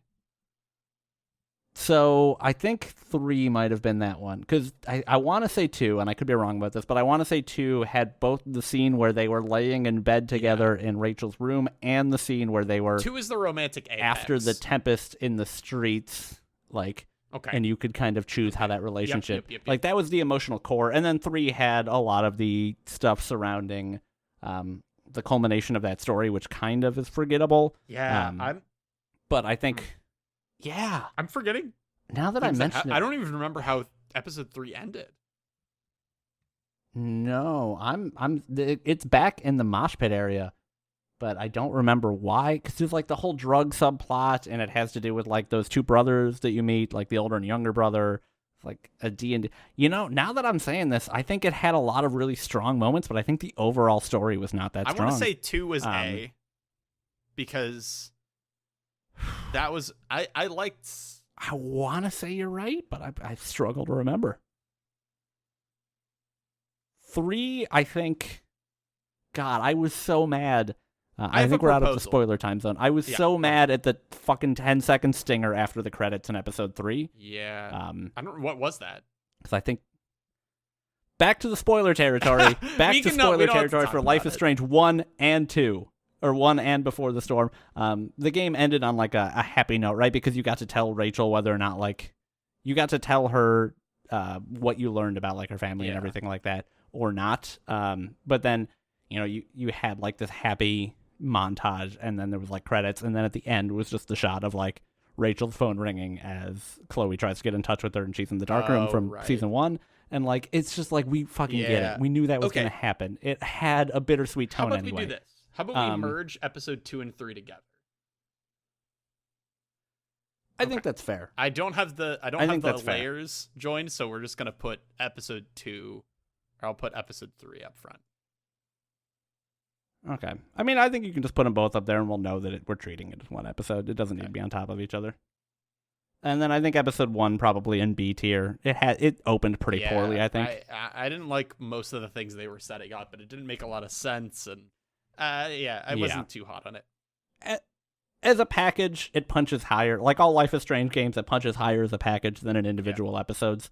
I almost struggle with putting 2 and 3 in the same tier as Life is Strange 1, episode 3, and episode... No, I don't. Episode 3 and episode 5 had their issues too. You know what? I think that's good. I can't do that. I don't remember enough about episode 3 and its ending to confidently put it in A tier. I think episode 3 is B tier. Okay. You can argue with that. I'm fine with that. No, I think that's fine. Hold on. Why don't we settle this once and for all? Let me look it up. I'm going to look up a walkthrough for episode 3. I need to know when the school play happens, because that episode was the best episode. Almost all I remember about Before the Storm. And the walk and that they have outside of the house and the house. That's right. There's a bunch of The house was pretty cool too. And that cool Mitt there's Romney a bunch of flashbacks cosplay that Chloe has to her dad. That sounds like one of our episode descriptions. Is topics include Mitt Romney cosplay. It absolutely sounds like a talking points include. Yeah, I think episode 2 was the better episode. I feel this way. If you want to make an argument for episode 3, okay. No, I agree. Episode 3 was not as strong as episode 2. Episode 3 had some good parts. Episode 2 was the good one. If you haven't played Outer Wilds, what are you doing? What are you doing? That shit's an S. If you haven't played Outer Wilds, you either do not respect what we said on this podcast or skipped that episode and do not follow us on Twitter. Because I think about every 3 months I get the bug to just blast out how everybody needs to play Outer Wilds again, and it's maybe...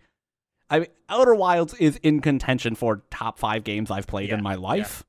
I agree. There's no way this category, this tier is Outer Wilds to me. It's not even a conversation if it could belong lower than S. No, absolutely not. There are some games that I think tread on A to S, but this one stands S.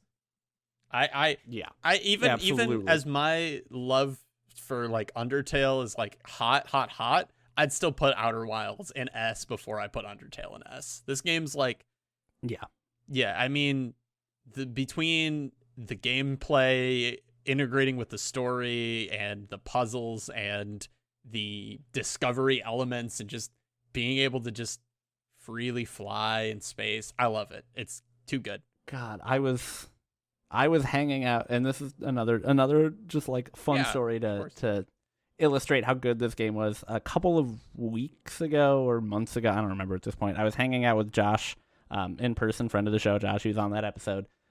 He lives relatively close to me, and like I pulled out my phone at one point when we were playing some video games, and I put on one of the like primary songs from the Outer Wilds soundtrack, and we both just sort of didn't talk for like 45 seconds and agreed like, I know we're hanging out like playing games and having a good time, but I'm sort of in my feelings right now. This game got me good, man.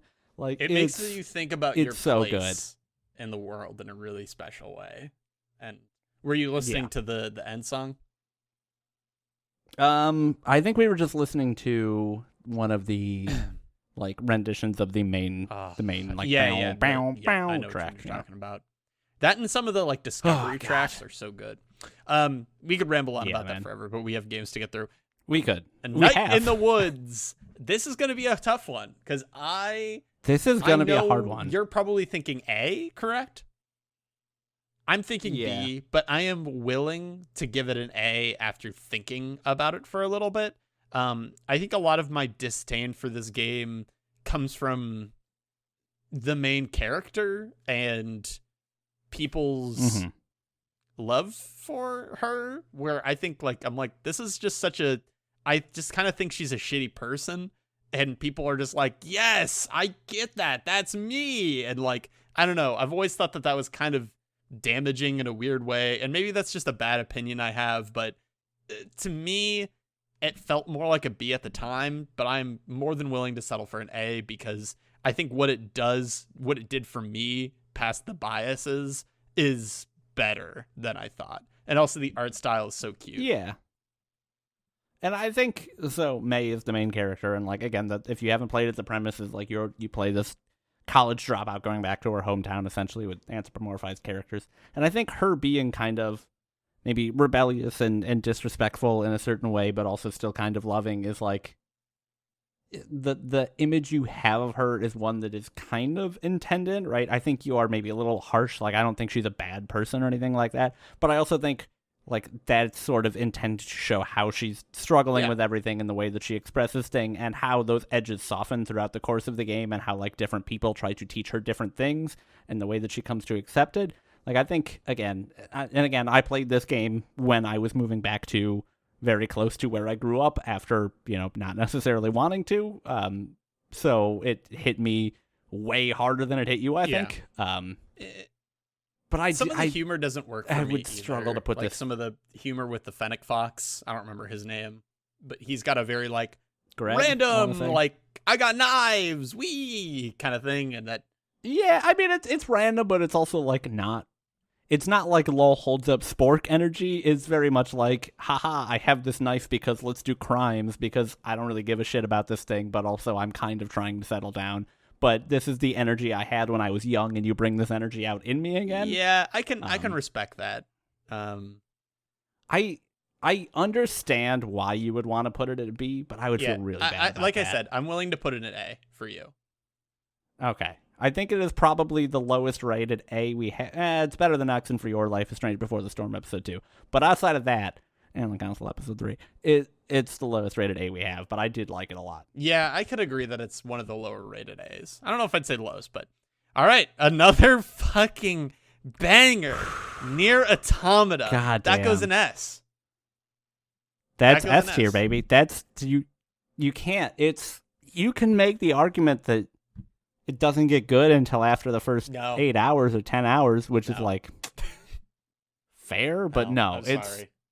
God, what a game. I think what a Route game. B fucking sniff my shorts, but like I love it too much to care about anything. It's one of those games that once you finish it, you are just like, I don't care what I went through or the frustrations with some of the gameplay or like being cut off from heals in the middle of a boss fight, which like fuck you for doing that.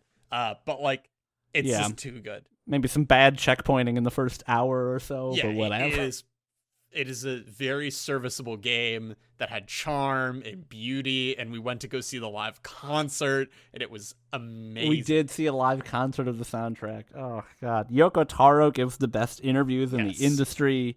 It's so good. Play Nier Automata if you haven't. Also, if you haven't played Outer Wilds and Doki Doki Literature Club and should we at the end? I feel like we need to rank the S's. rank the We need to what? S's from best to worst. Yeah, we might see if we might have need to time. do that. Let's see how tired What's we are this? by the Dude, what is this? How did this get in here? What is that? That's not right. Is that the Huh. blue blur? Literally blurry on the screen? Is that our boy? The Sonic movie. We were so excited to go see the Sonic movie. And it was so... Oh, You know God. what's crazy? Is that for a long time, Alex and I, we live pretty close. We're like an hour and a half away, so we don't hang out all the time, but sometimes we get to. This was the last thing we did before COVID.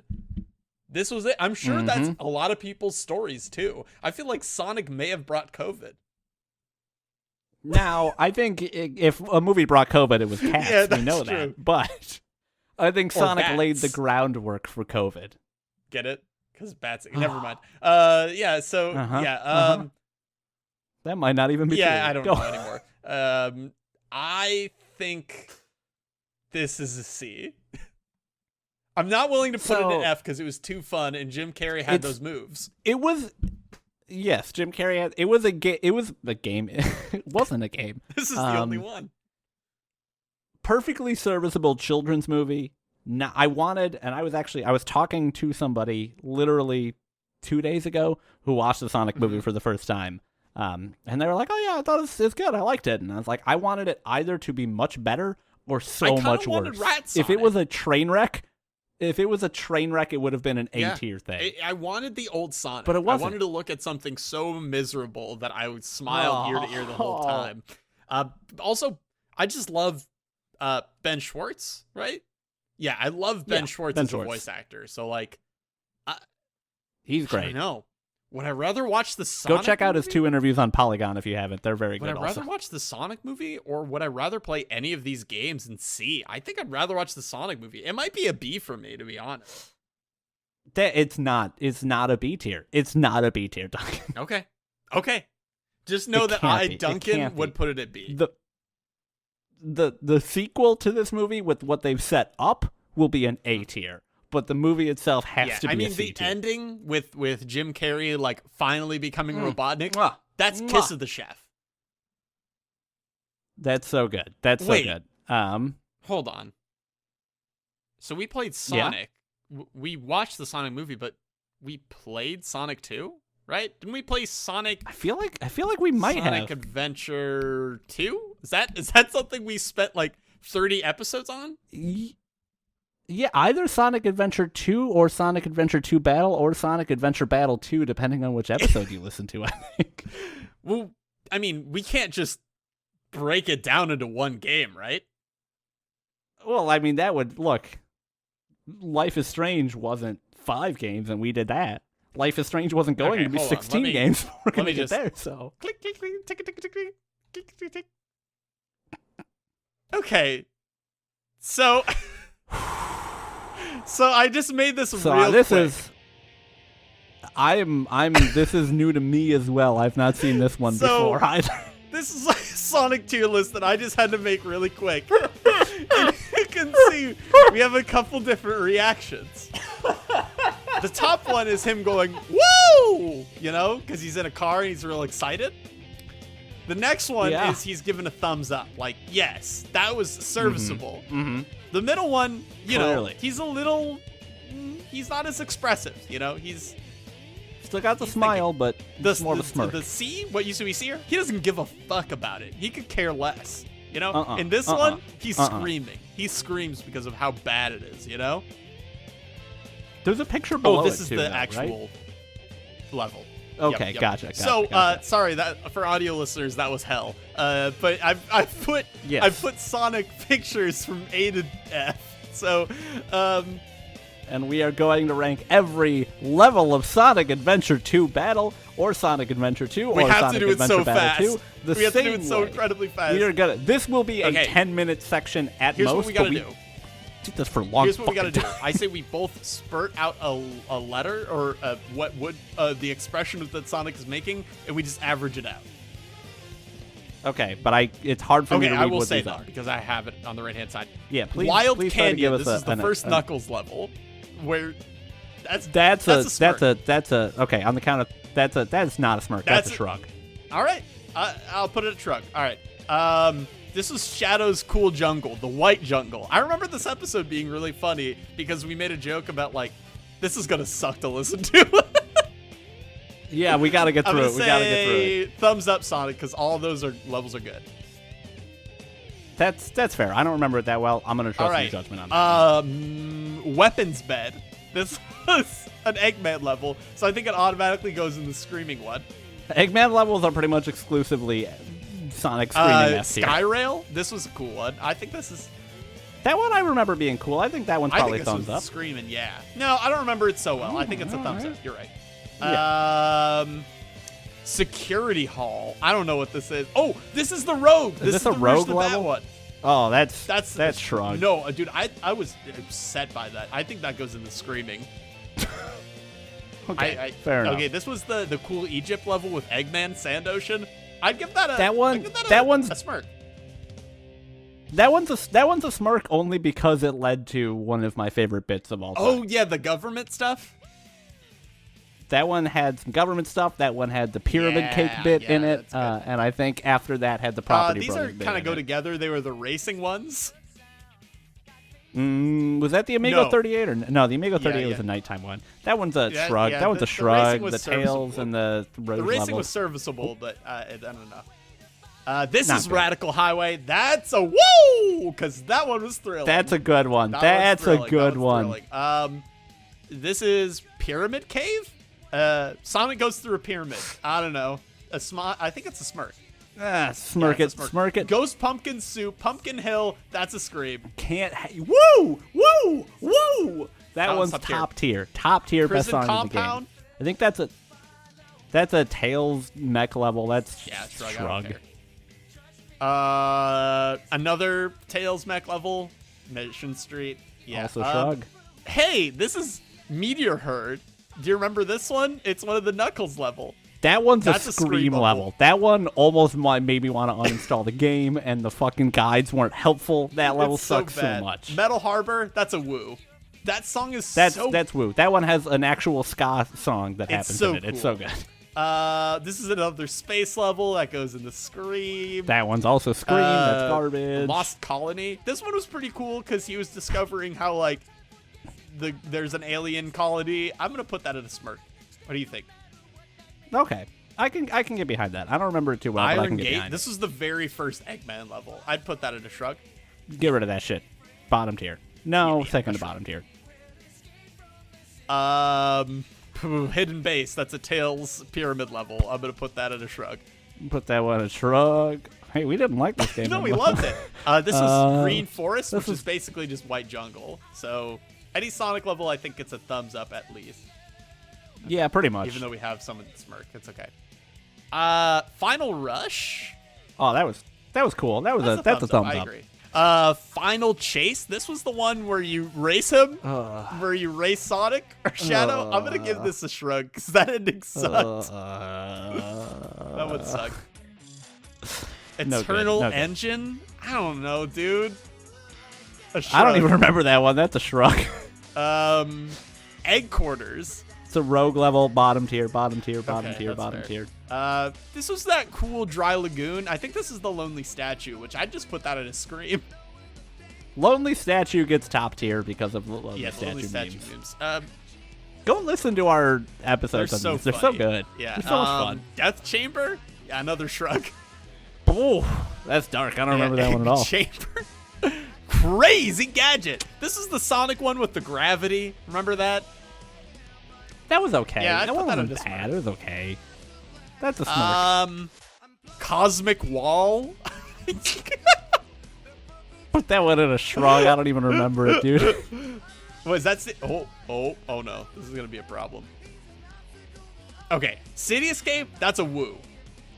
Oh my God! Is that all? That's top tier. Oh no! I grabbed more than I could chew. We're almost done. We're 2 away. Oh. Okay. No. Aquatic Mine. That's got a great song. That's Scream. Yeah, but the level sucked. I think that's got to be a thumbs up. City Escape. That's a Scream. That rocked my socks off. And Cannon Core. I could give 2 shits less. That's a shrug. Wow.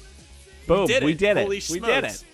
I won't I won't recap these because I don't remember the names of and I wouldn't want to anyways. I think the only ones that matter is the S tier, which is Metal Harbor, a Ghost Pumpkin Soup, Radical Highway, City Escape, and that one cool Lonely Statue level. Great.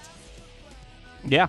Once again, go listen to our episodes. Go listen to Follow Your Rainbow. Every single episode was a banger. Every single episode was great. The one where we do our essays we had, amazing. So it's even better. We make up really cool theories. That is one of my favorite things we've ever recorded. We make up really cool theories about Eggman and Sonic and how the game came to be.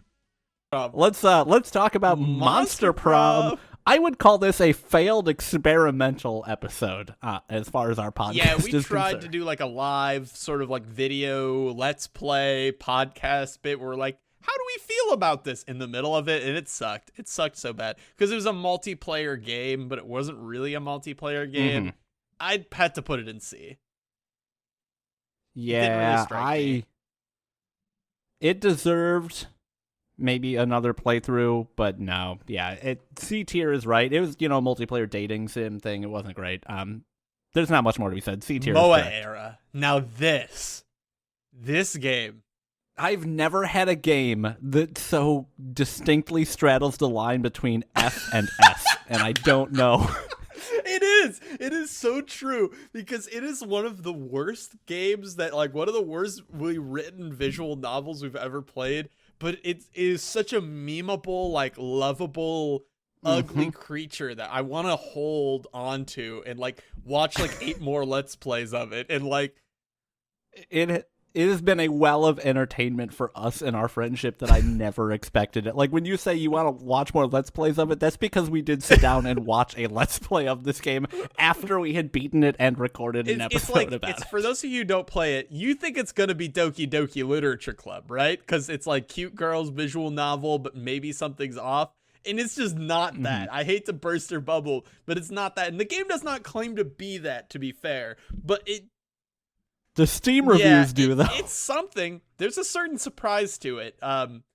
This has got tough ranking. I have to give it. I want to give it an A because if I look at B and C, it can't. I'm sorry, dude. But if I look at B and C and you ask me what game do you want to play again, I would pick MOA era over anything in B and C. I want you on record. I want you to say the words on record. I think MOA era is better than Dropsy. No, because that's your bias. Because if it was my choice, Dropsy would also be an A. But this is a group list. It doesn't all right. Belong I think B in is A. fair. Then. It is not on the same level as What Remains of Edith Finch. But to me and you, I think it is. To me and you, it's fun. It's so funny. Do you remember how hard we dunked on that game in that episode, though? I loved it. I did. I loved that episode. God. But do you remember? Dude, do you remember We titled that episode The Philosophy 101 of Visual Novels because it wouldn't stop telling us things that were obvious. It was so good. It do you remember the half an hour long diversion into some random person's game about time and realities? Oh, God, and that was not good. It was so funny. That was not good. Okay, I'll settle for B. That's it. That's all I'll take. I will not do C. I can meet you in the middle on B. I think it's fair. I think it straddles between being one of the worst games we've ever played and one of the most memeable fun games we've ever played. So I think B is fair. On my personal list, I probably end up digging deep and putting it in an F. But I think I can agree with B. We've gotten a lot of enjoyment out of it. It's the same argument where it's can a bad movie be a good movie? And I think that the same applies to games. And honestly, I would enjoy drinking and talking about this game and playing through it together. I think that would be awesome. So that's what puts it at B for me. Just too funny. I think that's fine. I'm comfortable with the B. We've returned to this game, I think, 4 times now on this podcast. So funny. So that's reasonable. Minute? This is one I didn't even. I forgot we did. It was cute. It was a little top-down game where you had to do everything in a minute. You got items and stuff like that would move you forward and change how the game was. But I thought it was cute. I think that it didn't do anything that blew my gourd, but it was a fun little Devolver game. Yeah, it was cool. It also made for one of the more interesting episodes we've ever I done. think this is serviceable at B. I mean, it did what it wanted to do successfully, but it didn't like really blow my gourd in any way. I think A would be punching a little above its weight class, but I think it was really cool. I'm very glad we played it. It was a really cool little game. Definitely worth checking out. This is a touchy one. This is a touchy one. Lost in Vivo is a interesting contention between us. Do you want me to talk about it, or should you talk about it? Okay, you can talk about it. I'll chime in with my like thoughts when they're PS1 relevant. horror game, kind of graphics of PS1 horror game, and it's about like getting your dog out of a well. I think that PS1 looking horror game, not actually for the PS1. I liked this game because I liked its style. I like horror games. It played a lot with lighting and it just being dark a lot and a lot of like claustrophobia themes. I think that it hit those themes right, but I think the overall story is nothing. The story felt like nothing to me. Some people may have taken something different out of it or interpreted it differently, but for me, I didn't get a ton out of it. So I would be comfortable putting it at B because I think it did some of the things it wanted to do successfully. Yeah, you and I feel a little differently about that. I tend to think it was more of a C. I think there were parts of it that worked. There were parts of it that didn't. I also, to be fair, I don't love horror games and PS1 era graphics. Despite me growing up in that era, they're not an aesthetic that I like that much. So I think it was really not aimed at me. I think you're right. I think the story did not come across super well for either of us. I think we didn't walk away from it being impacted. I would definitely argue that it belongs in C, but I can appreciate why you like it enough to concede that it maybe belongs in B. It really does hurt to look at the other games in B and think Lost in Vivo is in that same category. Yeah. Because it really feels more like a Monster Prom, Little Party. It is not for everyone. Virginia You're right. Because when we were saying C, it's like you couldn't recommend it to everyone, but you might still like it. You know what? I'll concede to C. It's one of those where I'm saying I would put it in B, but I can concede to C. Yeah. There are people who love that game. I've seen some people say it worked extremely well for them.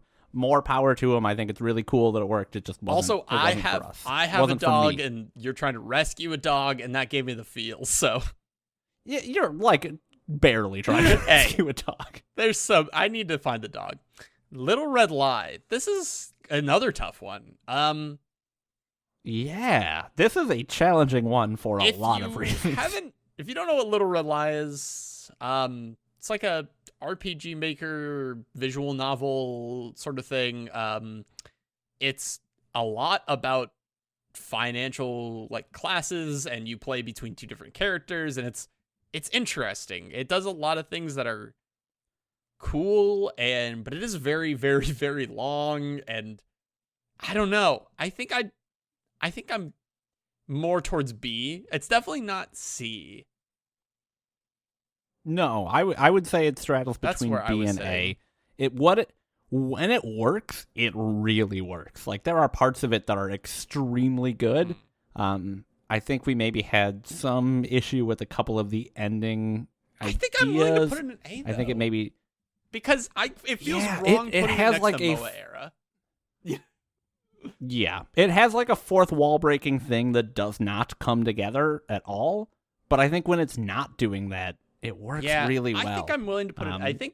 But here's the thing: if we're talking about who we can like show it to and talk about it to, I feel like this game is such a game where I'm like, I don't know. You kind of have to be like really into this kind of stuff to like it, you know?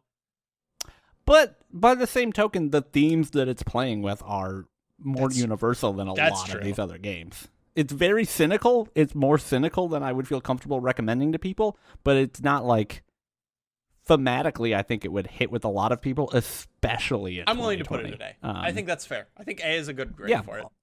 Also, I think I walked away from that episode thinking it was good. We had a special guest on there, Eliana. You can check her out at Story Singer Presents on Twitter. She's doing some visual novel type stuff that's pretty cool. So that was kind of a fun collab episode that I enjoyed doing. So. Later Alligator. I think that this is an A for me. It's so charming. It's such a. It's not an S. It's close to an S for me. Like, because the music is an S tier.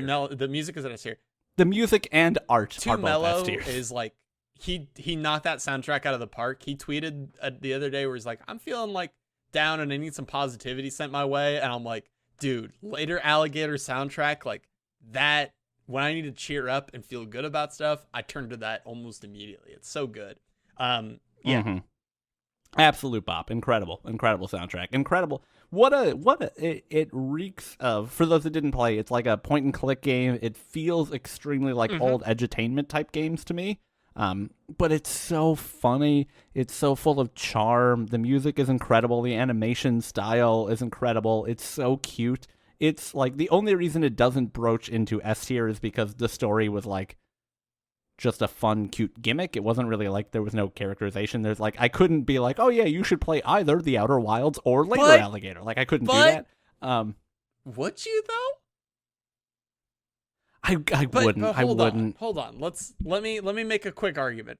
Okay. All right. I'll hear it. We're judging these games based on the success of what they do, and for that genre, does it like elevate what it could be and what it is? For a casual comedy edutainment product, I think this goes above and beyond the expectations. No, it doesn't make you walk away from it thinking about your place in the universe, but you walked away from it having such a good time, and that was its goal.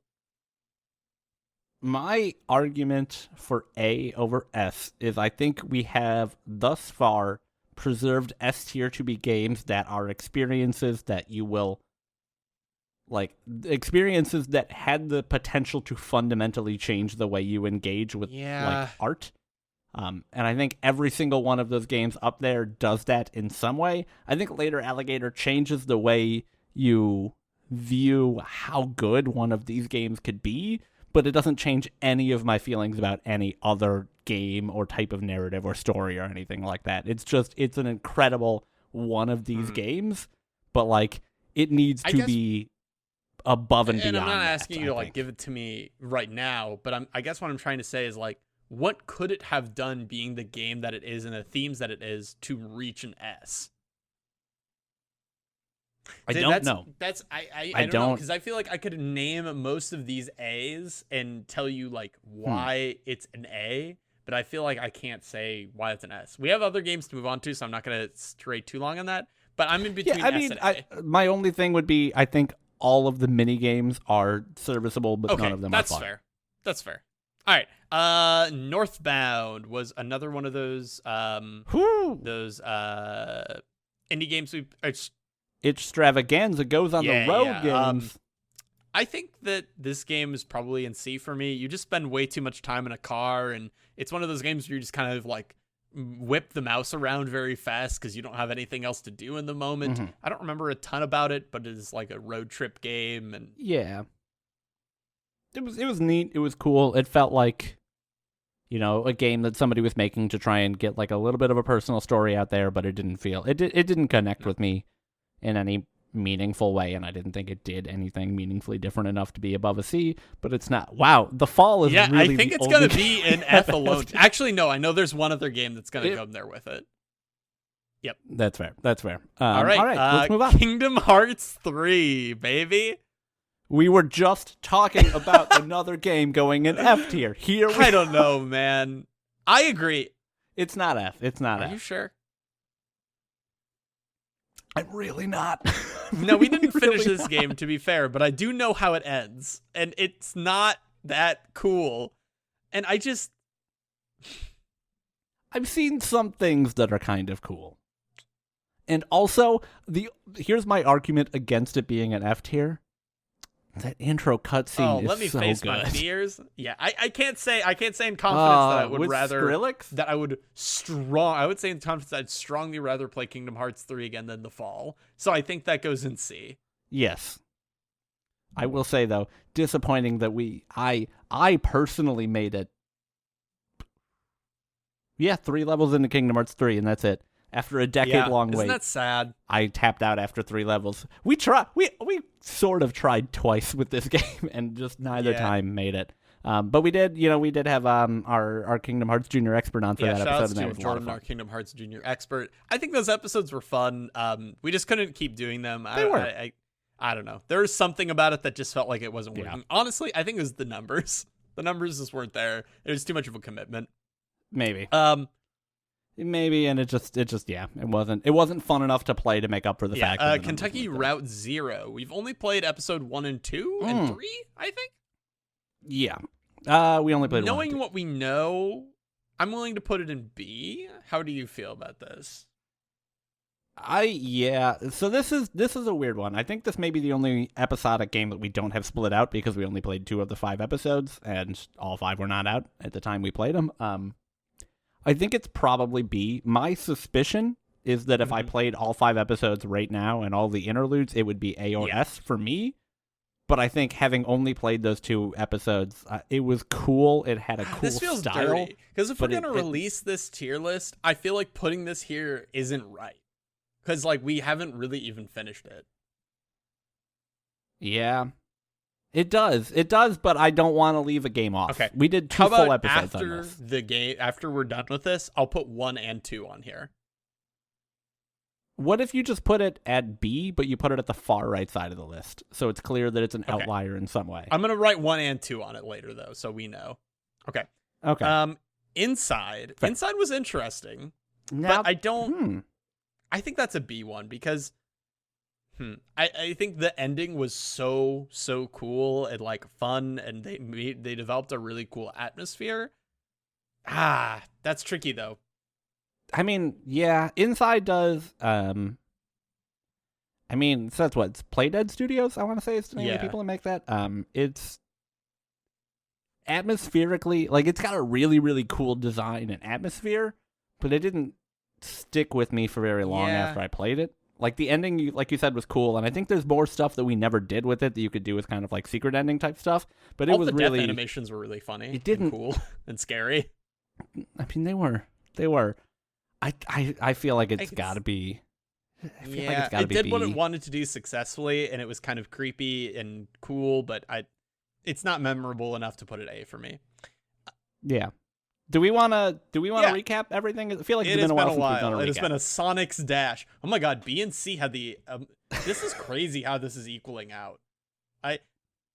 Honestly, it feels like the right list. I feel so bad with that. The Fall being... It deserves it, dude. It deserves it. Maybe it really wasn't that bad.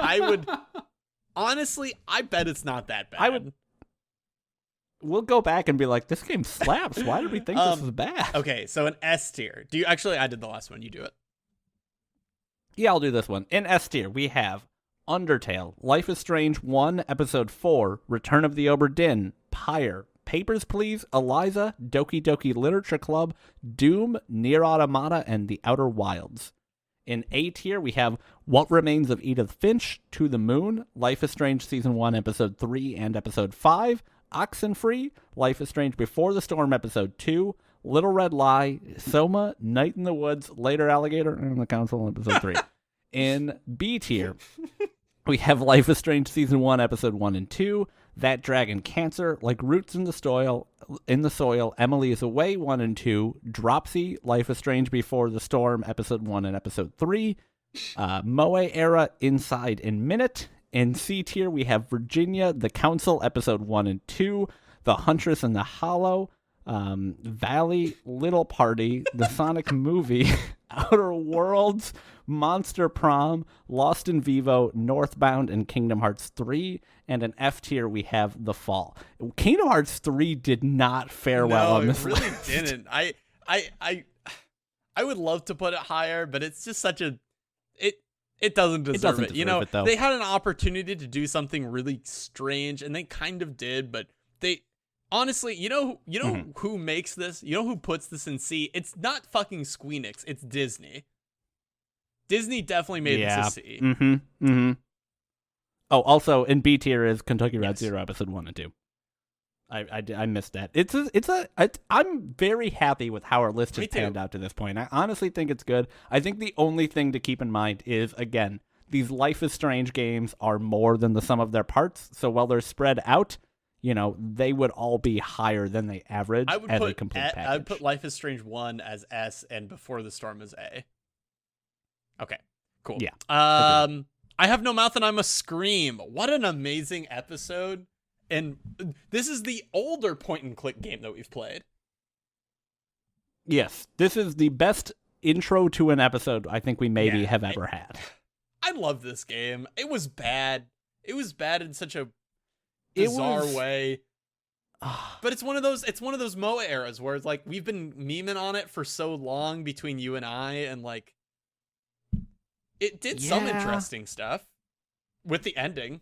It kind of, I mean, the ending was kind of interesting. I think here's my argument against it, whereas like Dropsy was the game that introduced me to the idea of using a guide in a point-and-click adventure. This game was have a guide open the whole time or you won't get through it. There's no way, unless you were someone who had a ton of time in the 90s or whenever this game came out, I have a feeling that you're not going to play I Have No Mouth and I Must Scream without a guide.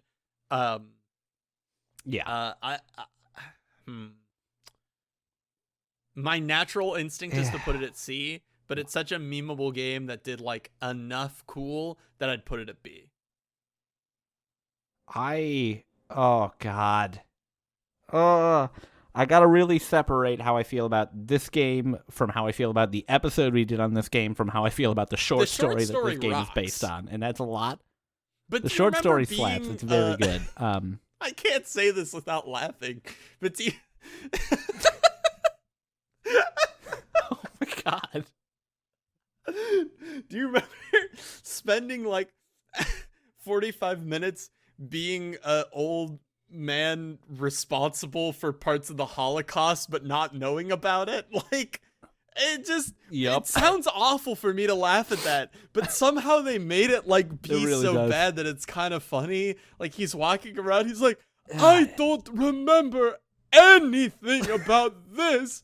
Where am I? And it's like has his name like such heavy themes completely blunted by the presentation. Voice acting, which like damn, they had voice acting then. I don't know. For it you also have to understand that the Jesus, I'm hungry in the Brooklyn Devil. Yeah, it was you have also to remember good. that it's a product of its time, and this is a different time. Mm-hmm. I think it's B, but I will hear out C. Oh God, it really feels like a C to me. It really feels like a C, but I think, it's hard for me to imagine us putting this game at a C and Moe era at a B. It doesn't make sense. But also, this game is not on the same level as Kentucky Route Zero. We've fucked up this B and C. I disagree. So I think everything. I think it's a C. I think it's a C because we never would have gotten through it without a guide open next to us the whole time. And I think that the last... Do you remember the airship level? Yeah. The airship level where you're like the kind of the cocky dude? That's terrible. It's a bad level with nothing interesting happening. You did get a human heart and have to take it or give it or put it inside yourself? I don't remember. I don't know, but you crash and then you're at a bar suddenly, and that's not good. The Egyptian level was also not great. Do you remember the end, though, where you defeat Am or something like that? Okay, that's fair. I'll put it at C. Yeah. No, I can't, dude. I can't. I love it. I like this game. I gotta put it at B. No. Here's the thing. Here's the genuine thing. I like the episode we made about this game 20 times more than I like the game itself. Can we do this? Feels all like right. cheating. I will concede and I'll put it at C. I think but we just make a know, decision. on the record, I, Duncan, feel it's a B. That's fair. That you're making a lot of concessions, and I appreciate it. If you fought hard, I would have given it to you. All right, well, let's take a second look. So, all right, The Council, episode 5. Holy shit! Oh, They did it in this one. They really went for it in this one. They had the Jedi mind power battle. They if you remember the South Park bit where they have the psychics and they put their hands on their temples and go wow wow wow wow wow wow wow wow wow at each other, it's that. They do that but in a serious video game about history and political figures. It's so oh god, cool. It's so good, dude. That's an A. Episode 5 is an A for how so the council is one that also the sum of its parts is an A tier game. Realistically, it should be like a C. Definitely. It should be this a low game, C. if you were playing it alone and talking to no one about it, it would be a C. Mm-hmm. Absolutely. It would be trash. If we just played this game, and then talked about it afterwards and didn't have a podcast and we're like, should we do an episode on this game? Like, the answer would be no, that game sucks. I would never recommend it. But, oh, man. The journey we had throughout the council. Incredible. Episode 5's an A. I'm thinking that both episodes of the council need to move down to B. Because we put It's So Bad It's Good in B. And I think It's So Bad It's Good Moe era matches the council. I disagree. I think the council It's So Bad It's Good is better than Moe era. I'll concede to that. Because Moe era feels like it stumbles into It's So Bad It's Good. The council feels like it intentionally gets there. Hypnospace Outlaw. I feel like this is one of the best episodes we've ever done. An interview with Jay Tholen on that one. I agree. Extremely fun time. I'm probably gonna land on A, but I loved this game's aesthetic so much, and the puzzles. Some of the puzzles didn't land entirely. For me, it bridges on S because I love the theming so much. But I'm thinking you're thinking A. I'm definitely thinking A because I think that it dragged a little at certain points, but I agree that the aesthetics were incredible and the internet they created was incredible, and you got attached to. I could hear an argument for S. I don't think it belongs there. I don't think, like, looking at the other games that are in S tier, I just don't think it's in that class. But I could hear the argument. No, I'm not as adamant about it. I think it's like 3/4 A, 1/4 S for me.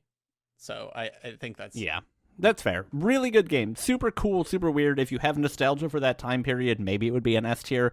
It's a little after our time, so we didn't really have that. Also, but it was still exceedingly fun. And again, one of my favorite episodes we've ever recorded. Was so cool for that game. Gumshoe Gooper is like one of my favorite memes from any video game ever. It's coming out on the Switch, I believe, and PS4. It's already out. I think it's already out. So if you haven't checked it out, it's an amazing game. Okay. Her Story. Interesting. It's an interesting one. Yeah. How are you thinking? So Her Story, if you didn't play it, because this is one of the earlier games we did, was kind of a mystery game where you were essentially watching clips from police interviews with a person trying to put together a mystery. There was kind of no real endpoint, and a lot of the game was figuring out which keywords to search on to get different clips. It was really interesting and cool. I don't know that it... I mean, I don't think it punches into the A class. I think it's personally. I think it did a lot of really cool things, and it did those things successfully. You know what?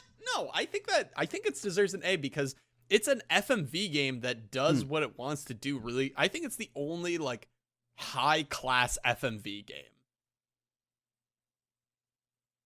I mean, I haven't played enough to make that claim, but I could see A. I think it doesn't hang with some of the top tier A games, but I would put it in roughly the same range as take a look at the other B games and tell me if you really think it's better than. I mean, it's better than Fuck off, dude! I'm gonna get Jay to beat you up. I'm kidding. No. I think it was real. It was such a cool. I would put it in A because of its uniqueness. Now that you mention it, I think it is, You know, not only is it an FMV game, but it's also like a game that's about search engine optimization. Essentially, it's weird. It's weird and cool. I would say that it's a low A. Yeah. Okay. Sure. I think we're gonna wait to do a recap till the end. I mean, we have a lot left to go, but also reading all these off is getting kind of tiring. So if you want to, I think we'll do another recap before the end, but I think we should get through another, Life is half Strange of what we have 2. Woo-wee! All right, let's get Yeah. through this. This is a big chunk of it, and we don't have too much more left. So Okay. Life is Strange season 2, episode 1 through 5. How do you feel as the game as a whole sits? I've been thinking about this quite a lot. Mm-hmm. After having time to sit on it. Oh, Alex, don't sit on that. It definitely You'll is break the not as case. good as You'll break season the 1. game. Don't sit on that. Oh my god. Oh my god. Definitely not as good as season 1. I think probably better than Before the Storm. I would say the game as a whole is probably A tier. I don't think it has the impact to be S tier. No, I think, yeah. What do you have, now that it's been however many months? I think that came out at the end of last year, so probably like 8 or 9 months. Do you feel differently about the game than you did when you first played it? If you would have asked me come episode 2, I would have said C probably. Episode 3, probably would have brought it up to a B. 4 and 5 probably would have brought it up to an A. Specifically 5, I think, brought it home in a nice way. Oh, we were hot on episode 3, my man. Oh, we were really hot on episode awesome. 3. I think that's what, I think they really started to get into their groove. Episode 4 was interesting, but 5 took the cake. So episode 1 was the initial get to know the characters, and then the horrible traumatic event that I think it worked for me. Mm-hmm. Yeah, I think episode 1 is probably a B tier game. It was, like you said, I think the introduction of the characters worked really well. I think the emotional highs and lows were really good. I think there was a lot of stuff in the middle that was just sort of ambient walking around that did not hit me very hard, but I think the story elements that they set up were the Life is B-tier. Strange thing with dads, where it's like Sean's dad is like this beautiful, perfect man, and he's like, my son, I love you so much. It would be a shame if something happened to me. And it's like, okay, he's gonna die in about 12 seconds. I'm willing to put that at B. Yeah, but they did the thing where it opened with a long shot over a Northwest America town while playing an alt rock song, and it was so good. Episode 2 rules. I feel like it's a C tier. Rules. Yeah, my rule is that it goes in C. I don't know, dude. All the stuff with the grandparents. The ending was cool, where you got to decide whether to let them know that Daniel's powers are legit by saving the grandpa. But I feel like the grandpa wasn't gonna break his legs under that bookshelf. Yeah, it was good. It was not. Yeah, I mean the tie-ins with Captain Spirit were good, but it was the worst of the season. I think episode 3 was an A. Episode 3 was A tier. Episode 3 is probably my top 5 Life is Strange episodes of all time. So there's no way around that. So much of it worked out so well. The ending was very suspenseful, and I think all the stuff in the camp worked, and getting the main character to discover a little bit more about who they are, because I feel like episode 1 and 2 is so much about Daniel and learning more about Sean. That was great. Mm-hmm. All of the new characters they introduced were great. DANCE. What a bop, dude. Oh, love that song. Episode 4. It's probably B. It's not. It's worse than episode 3 for sure. It's really interesting and it has some cool moments. But no, I feel like it wasn't as dude. impactful. Remember when your real mom burned down a small church because you didn't ask her to? Okay, that happens for you. That did not happen for me. Okay. She burned down a building as a distraction, and I hated that. I'm willing to put it at B though. I think that's fair. I think it deserves to be B. I think the other stuff was cool enough. 5? I think I'd put that at A. No. So you're probably remembering the cool ending. But do you remember the whole hippie commune you were in for an hour and change of that game where you were meeting new characters that didn't matter, or the shameless callback to Life is Strange Season 1? I'm not remembering David. Yeah. Now you're thinking A is not where that one belongs. Just click and drag the sun down to B. Yeah, maybe C though. Dude, that gave me a full belly laugh. That was so funny. I forgot that happened. That's so funny. Yeah, man. It was we were not hot on the first half of that game at all. That was an episode that needed to be honestly everything but the very end. The very end was cool. I think the amount of different possibilities and like full endings that you got out of this, because like Life is Strange 1, between Bay and Bay, one of them gives you a much more fleshed out understanding of what happens. And I think they did a really good job making sure that no matter what you picked and what the result of your decision was, you got a nice outcome. Cool. Yeah.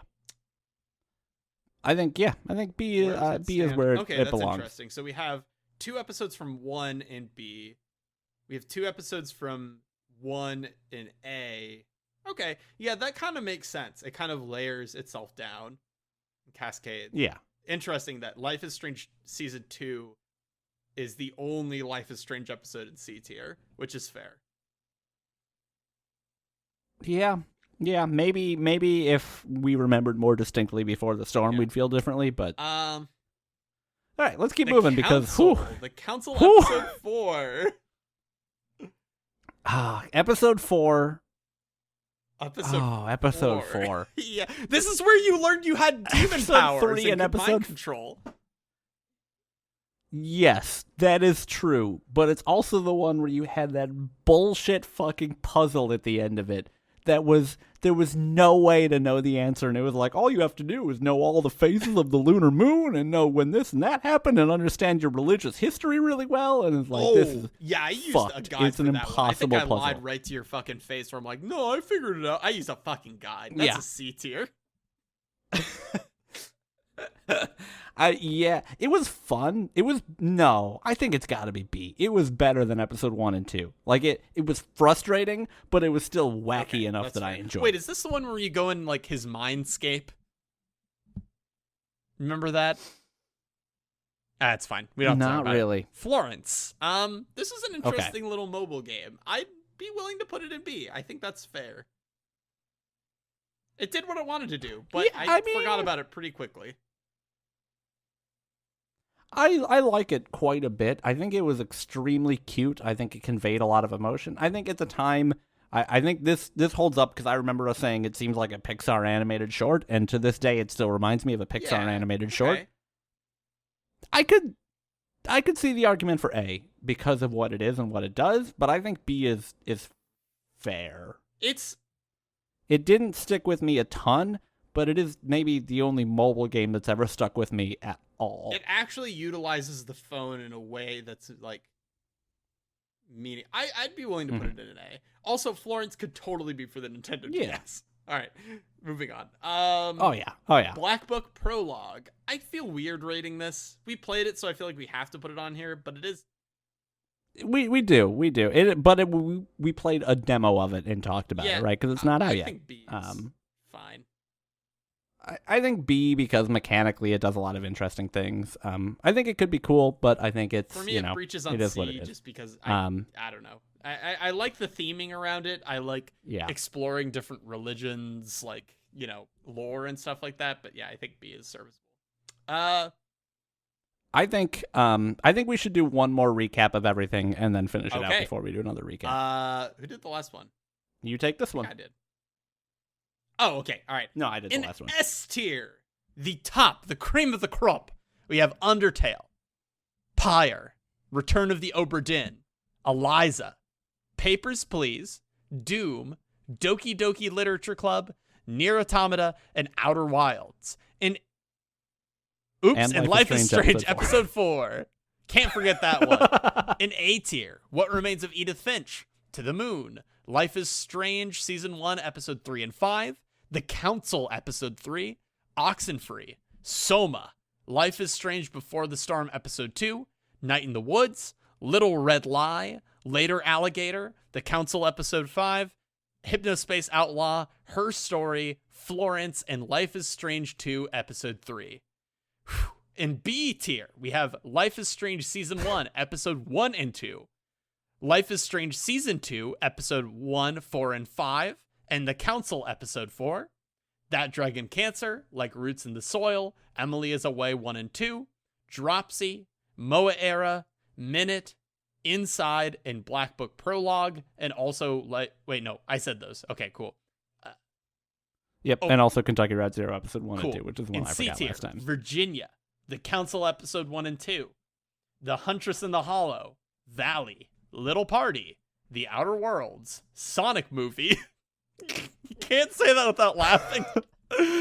Lost in Vivo, Monster Prom, Northbound, Kingdom Hearts 3, I Have No Mouth and I Must Scream, and Life is Strange 2, Episode 2. And in F tier sits Fall. I want to move the Fall up to C tier. I feel bad about this. I feel like we should... I do too, but I don't want to move the Fall up to C tier. I want to move other things down to F tier. I think we reevaluate when this list is over. I think we don't make any changes yet. Firewatch. This is going to be a contentious one. Yeah, you go first. You're the one that has the dissenting opinion. I like how my immediate response was like mimicking baby talk, like. It's been a long recording session. Please bear with us.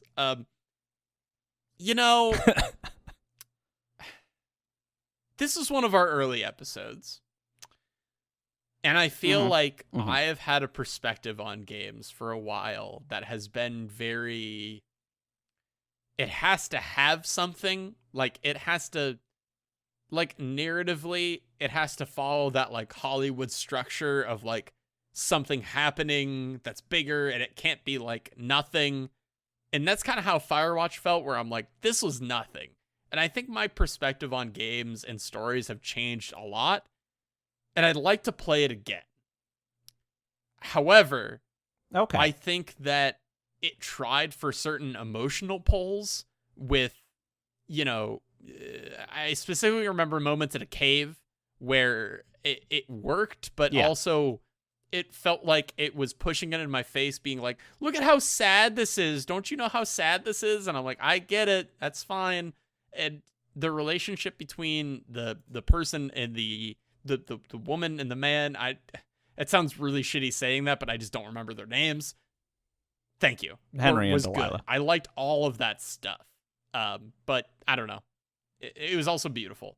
So where are you feeling like it lands? I would for say you personally, B, but I'm willing to hear A. I think it has to be A. I would hesitate to put it in S. If it was my personal list, it might make it there. I think the emotions that it tackles and the way that it tackles them is incredibly powerful, right? It is at its core a game about, somebody running away from the stresses of life, somebody just running away from responsibilities and like being in too far over their head, which is not a thing that I think games tend to tackle very well. I think the voice acting was incredible.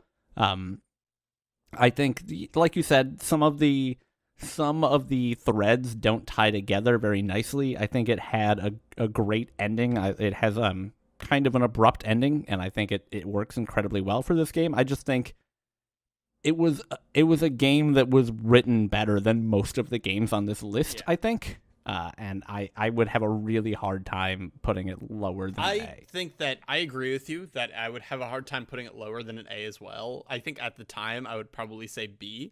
But after hearing that, and maybe I was just not in a great mood, I think A is fine because I don't think it changed any way I look at anything. You know what I mean? I think A is fair. And I'm remembering some of the things that you're talking about, and I'm like, oh yeah, that did happen. And I think that's fair to put it at A. Yeah, I would like to play it again, but I probably Finding won't. Paradise. Where did we put To the Moon? Now, this is this is an interesting one. Yeah, because this is the sequel to the Moon. It's not as good as To the Moon. It's just not. I think it's fair to put it at B. It wasn't C. No, yeah, parts of it were definitely C, but I think the majority of it was B. It just didn't hit the same way as To the Moon. It didn't end as well. It wasn't as impactful overall. I think they've got some.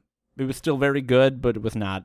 I think they've got some new info on their newer game, and I'm interested in like what they want to do with the two characters that you play as, and like the company they work for. Mm-hmm. I'm very interested in that because the idea of fixing or changing someone's memories of their life before they die so they can like die with those memories is like so cool and scary to me, and I love that, but I want to know that they're going to do it in interesting ways. So I think B is fair. Yeah, I think B is right. Ooh, I forgot the name of this one. Everything is going to be okay. So incredibly clutch. By Alien This Melon. game was insane, like in a good way. I want to make sure it is like. Yeah, be careful because this game was about mental health in a huge way. I shouldn't have used that adjective. Okay, so this game, it's a zine or Zine. I always mess this up. I always assume it's zine because I think it's like zine, like magazine. It's but like a zine I don't know for sure. that has. It gives me like big like, what's that? Something bunny, like angry bunny or sad bunny or like. Do you remember those Hot Topic bunnies? Mm-hmm. It's like a happy bunny, and it's like fuck my life or something like that. The aesthetic has so much of that, and you're just clicking between different like little weird interactable areas, and I like the message. I like all the visual stuff. I don't know. So it's a weird, because you're right, it has that energy, and then you'll be like, and you've unlocked a journal entry, and it'll be about like, this is how my life got fucked up since I was sexually assaulted, and it's like, whoa, okay, so we've got a mishmash of different things going on here. Especially knowing, and I don't know how much of this was the basis of the game, but there were some pretty serious stuff that came out regarding the creator of this game and a person that they had worked with previously, which I'm not going to get into because it would change the tone of the episode, but like very serious stuff that made it clear that like, hey, what was talked about in this game was based in lived experience, it seems it's like. Kind of so put, it was not weird, but it's interesting to put like make, you know, like sort of like coming out of situations as Easter eggs in a game. Mm-hmm. Like, I don't know. That's, and like telling life stories as that. It has, I don't know. It has that same That Dragon Cancer problem where it's like, I don't even feel good putting this in a ranking because of how sincere it was. Yeah, I think what we should judge it more on, because I think all of those the sort of like journal entries and things like that, I would want to be more removed from those as far as like judging the actual game for what it was, even though it was part of it.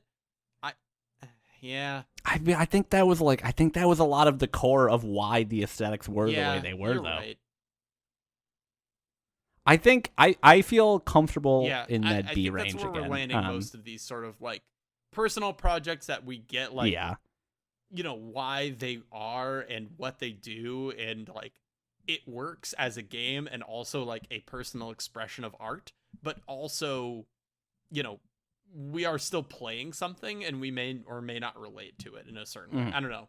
I guess that's the best way I can say it. Yeah, I think so. Hey, this is the other F. I found it. I dug through this pile until I found it.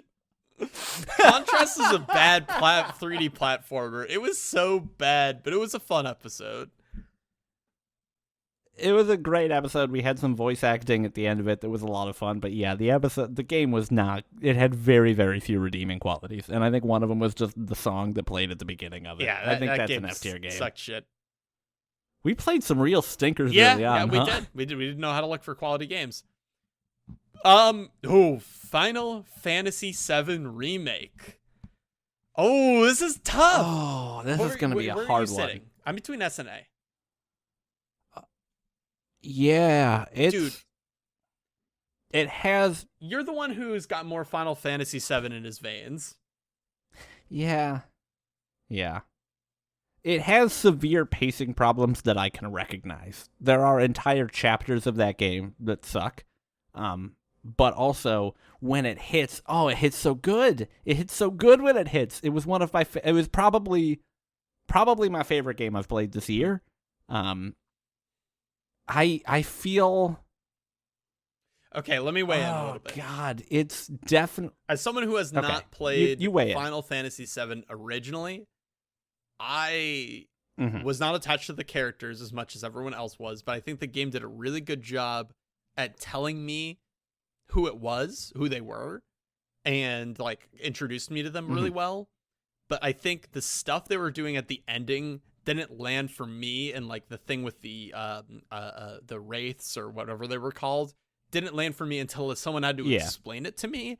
And I think once I knew that, I'm like, that is so awesome. I love that. But I don't think if that doesn't hit for you immediately, it can't be an S. I agree. I think I think it's an A tier. I think for me personally, it all worked way better, but I think it's an A tier. It's got too many problems to be S tier. We're getting so close. I think we have about 10 left. All right. That's not bad at all. We're only almost 3 hours into the recording. Devotion. Devotion's gotta be an S, right? Yes. It is. I kind of should I talk? I'll talk about this. You talk. I love Devotion. It is not on Steam anymore, which is so sad. It's not on any platform for you to obtain. I'm sure there are other ways of obtaining it and playing it. It is. I have also heard it might be coming back. Let's hope so. But I don't know that. It is one of. It's probably the most effective horror game I've ever played. It is. As we can see on this list, it is top tier horror game. It is. It's a game that like I think the elements of PT grasped really well. But this game like took some of those ideas and thoughts about like going through the same space over and over and over again and made it about something. It is gorgeous in its visuals without spoiling too much about the story. I love it. Like it is, it is, the soundtrack's really good. I don't want to spoil it because there's so many things I could say. And what a powerful story too. Like at the end of the day, it's such a powerful story. It is about family. It is about, it's about falling into beliefs, and it is about a culture that I'm not a part of, but I somehow like understand parts of it by playing this game. I hope that doesn't sound shitty or like, I don't know. It's good. No, I mean, that's what I think, art can be a representation of culture. And, obviously I don't think you or I are trying to say like, we understand what it's like to be Taiwanese because we don't, but like it makes you a little more in touch with that culture to have experienced this game. And I think that's incredible. And the fact that it is no longer available because of political relations is fucked up, but, incredible game, incredible experience. I think pretty good episode. Josh was on that one. I don't really remember that much. I think it was good. But, I'm not saying that makes it good or bad. I'm just saying I don't remember. Well, Josh was on that one, so you can just knock that one down to an A. No, it's an S for sure. I don't want to spoil it too much. Incredible. Either watch a Let's Play of it, obtain it somehow. It is a fantastic game. Dr. Langsakov, the Tiger, and the Cursed Emerald. The terribly cursed emerald. So this is... Crows. This is just... Doesn't Crows makes this? What is... Crows makes this. I'm trying to remember the name of the game Stanley that Parable, it is just that, right? but worse. Yes, it is just the Stanley Parable, but worse. The Stanley Parable was great, so that's not necessarily shorter. A condemnation of this game. It's the Stanley Parable, but shorter. I don't think it's worse. Yeah, I mean, I would say worse by virtue of being shorter, because a lot of what the Stanley Parable did was cool ways it interlays things that happened later on. I think probably B is better than it's better than the Stanley C-tier Parable. games. I'm sure this would be like a B or an A for you. But after playing Stanley Parable, like that's way that's way better than that. I think it is fine. Tacoma. Yeah. Ooh, I feel tough on this. I'm between B and It's a A. spicy one. I think I'd probably land more on B. Well, I don't know. I really liked parts of it. I think the mechanics were pretty light, but yeah. I mean, I was kind of bored during parts of it, to be honest, but I'm looking at the other games in A, and you're right. I think it's B. Like, it's good. I really liked it, but it's not Firewatch. It's not Night in the Woods. It's not What Remains of Edith Fincher to the Moon. Like, the story was great, but it's not going to stick with me. That's a B. That's a B. That's a B. That's a B. Subsurface Circular. This is one I haven't thought about in quite a while. Yeah. I liked it, but I don't know that it was... I don't want my lack of memory for it to put it down to C. It's definitely not an A. It's definitely not an F. No. I think it is probably a C, though. The thing is, I think it like I would put that on the higher end of C, but I think it's like it's a little worse than, I mean, you were definitely, I remember recording the episode, I was more hot on it than you were because it's more my shit than yours, but I think it's probably, I think a C is right for it. It was cool. I want to play the sequel to it, Subsurface Quarantine or Quarantine Circular, I forget the name of it, but I think it did a lot of cool things. It introduced a lot of cool concepts, but that was about it. Just the brought actual a lot story of was not ideas great. to the table, the writing rather was good. Than like telling a story, I guess. That's what I remember out of it. Yeah. Detention. Another amazing... By the way, Devotion, Red Candle Games. This is another Red Candle Games game. Yeah. Was Detention worse than Devotion? Or did we just play Detention longer ago? The gameplay of Detention sucked some of the horror out for me. Because Devotion had no threats and had no, like... It was just move through this space and some puzzle elements. Detention had those monsters where you, like, had to hold a specific object or they'd go, like, bah, bah, bah, bah, and then, like, it just wasn't that scary. Like, the threat in Detention wasn't that scary, and I think all of the themes work just as good as Devotion does. But I think that the actual game is a little bit lacking. I think that's fair. I mean, Detention was...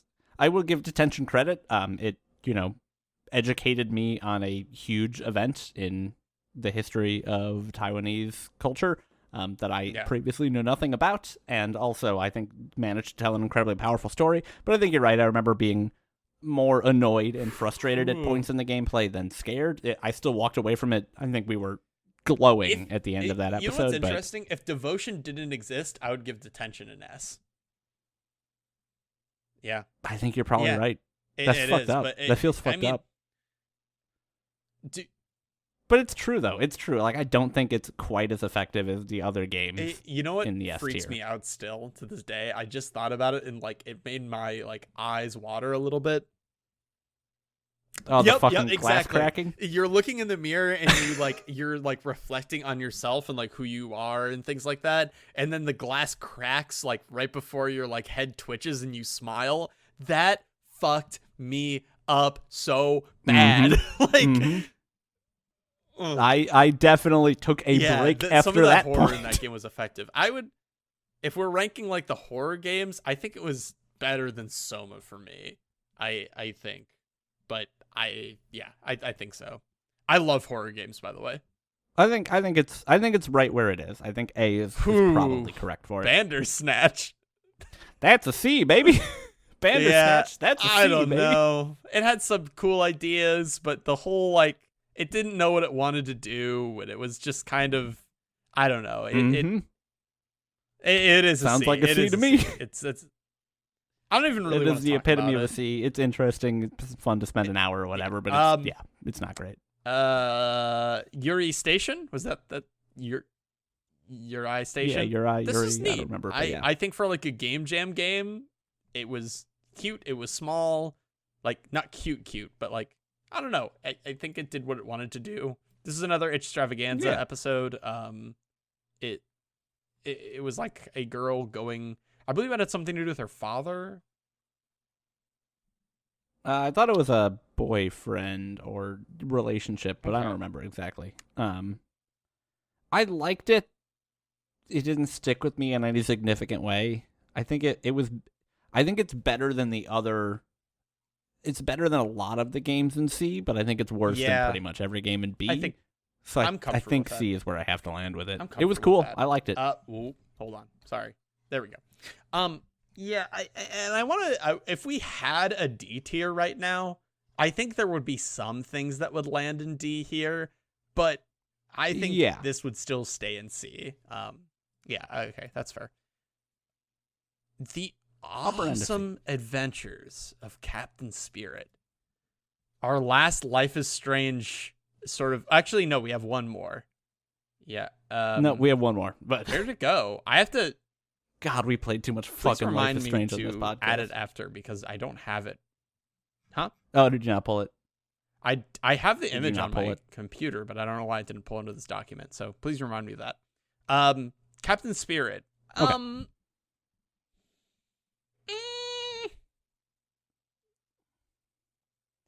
It emotionally, parts of it work really well.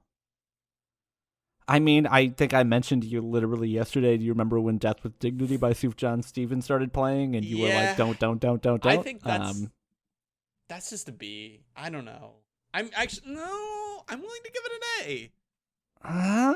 It was good. It was very good. I think it was better than. It's definitely better than episode 1 of season 2. It's definitely better than episode 1 of season 1. I'm just looking at other games in B. No, yeah. Okay, here's the thing. I'm comfortable with it at an I'm looking at A. I'm looking at other things in A, and I don't feel it comfortable sitting with certain things here, but I'm looking at B, and I don't think I'm comfortable with putting it alongside those. I think, honestly, I feel better about it in B than A, because I liked it.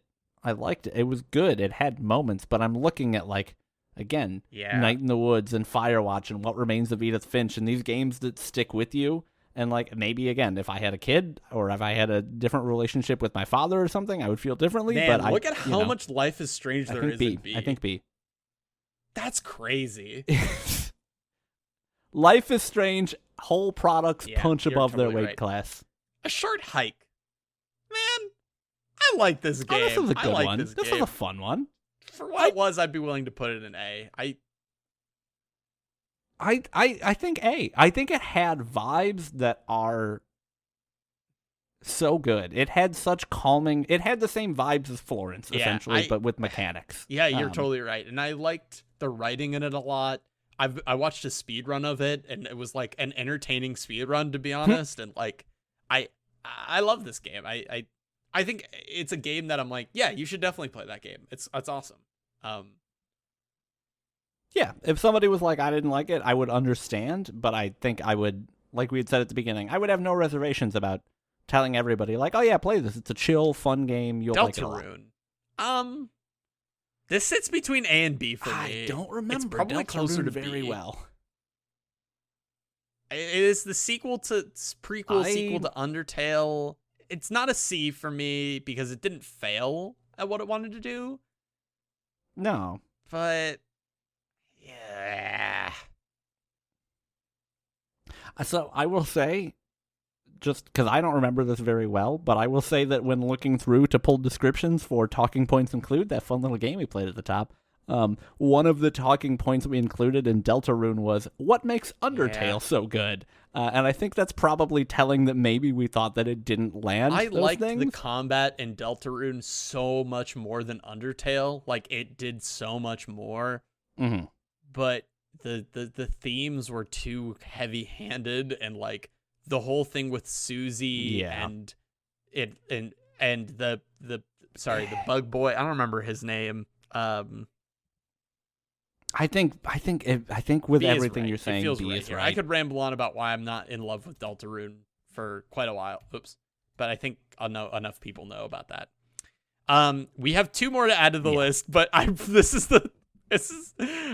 forgot about the first episode of Tell Me Why and the other Life is Strange thing. You have After Party. I'm considering putting After Party in F, but I think it's more C. I don't think it belongs in F, but it definitely does not belong in B. So I think if we had a D, it would probably go there. It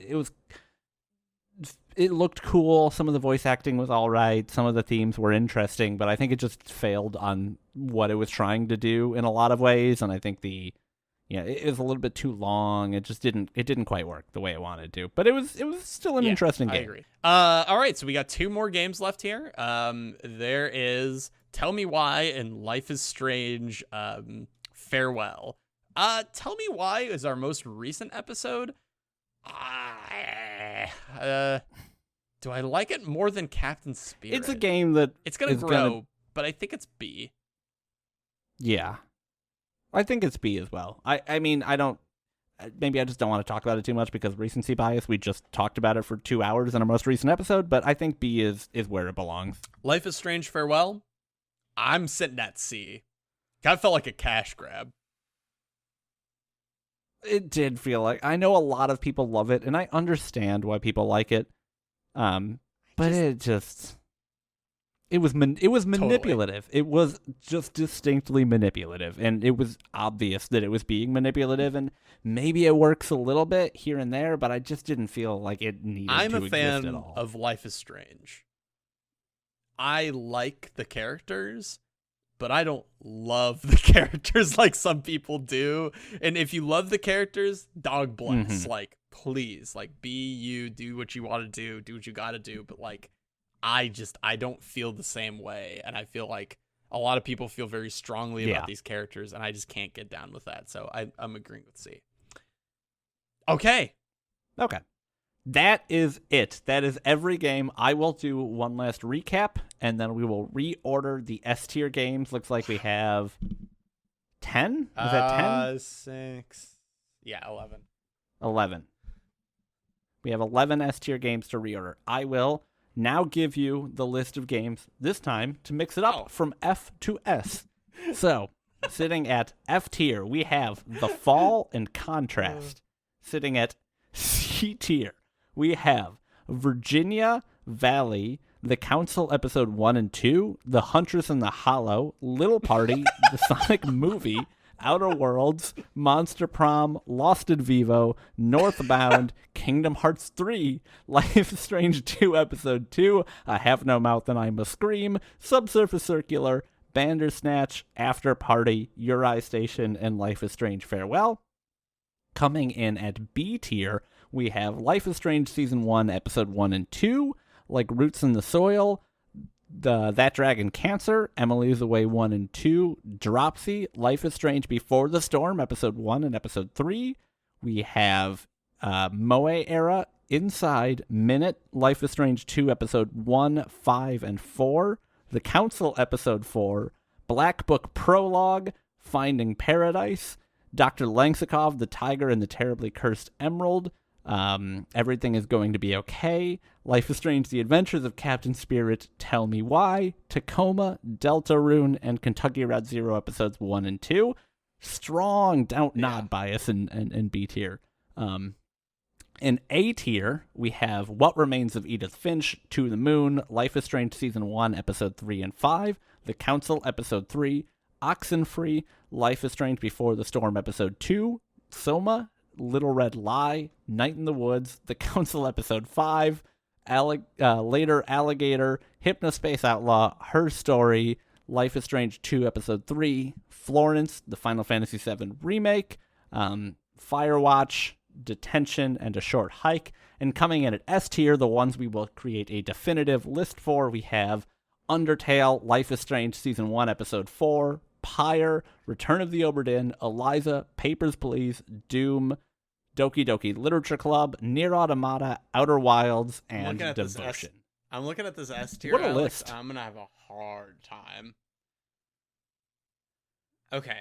Oh, yeah. We have to Me reorder this too. S tier from our favorites Yes. to the least favorites. And this is gonna be Is there Okay. any that we know will be at the end? Because I'm okay if like we don't know between a 7 and an 8 or something like that, right? Okay. And I'm looking at this and I'm like, I don't know that Doom and Papers, Please Okay, so punch in how the about same this? class. I like this idea. What if we order them in a way where 2 can sit on the same level? So like you have S1, S2, S3, S4, S5, and S6. So like 2 can sit on S1. Does that make sense? Yeah, I think maybe I feel like we need to have a number But one. we're just not gonna agree. Maybe we will. Yeah, that's probably let's true. Start playing That's around probably with these true. and see what happens. Let's move some to the right that we know won't make our number 1. I'm gonna say Papers, Please, Eliza, Return, Doom. Undertale, Doom, definitely.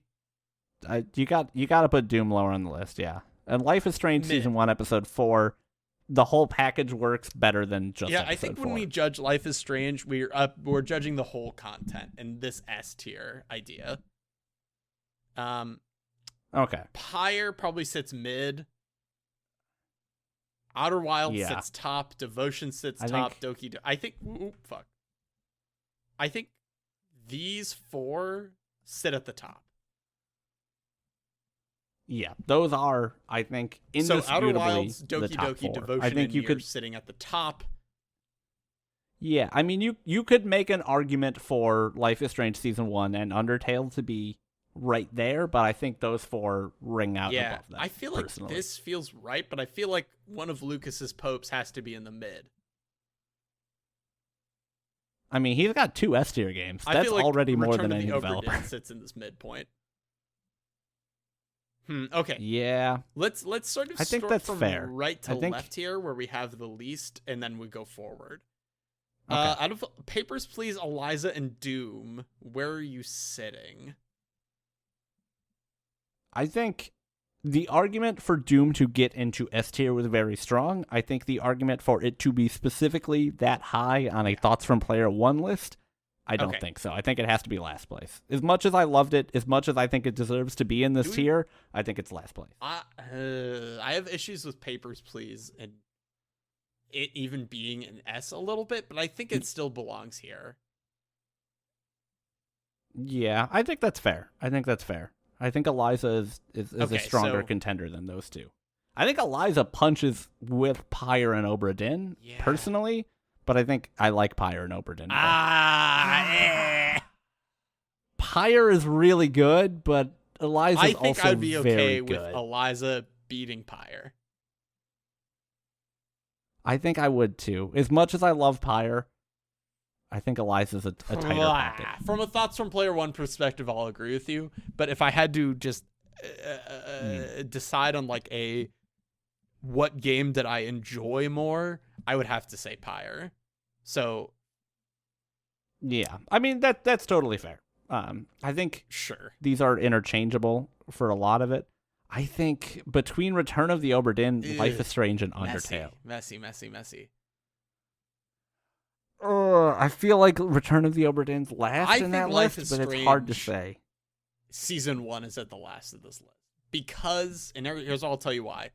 Look at this B tier bullshit, dude. I don't think I mean, yeah, but oh, God. I personally, you've got to. Oh, it hits so hard though.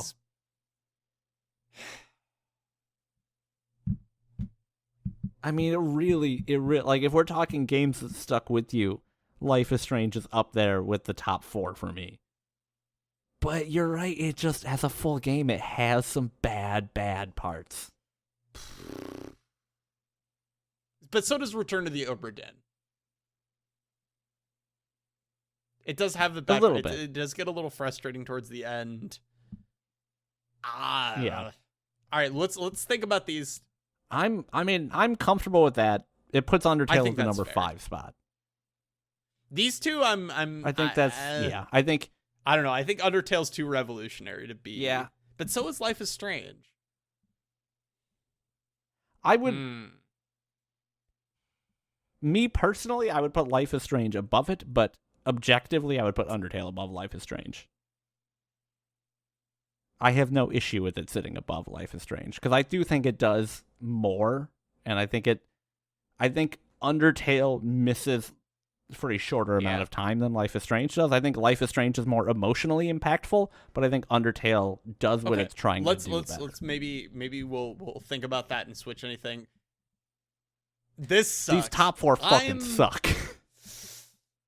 I think Nier or Outer Wilds has to take the number 1 spot. I think it is going to be very hard for me to walk away from this saying that Outer Wilds is not the best game we've ever played on this podcast. But we're not deciding the number 1 right now. We're deciding the number 4. No, Nier had issues with its pacing on Route B, but Devotion... I don't know, dude. I have no issue.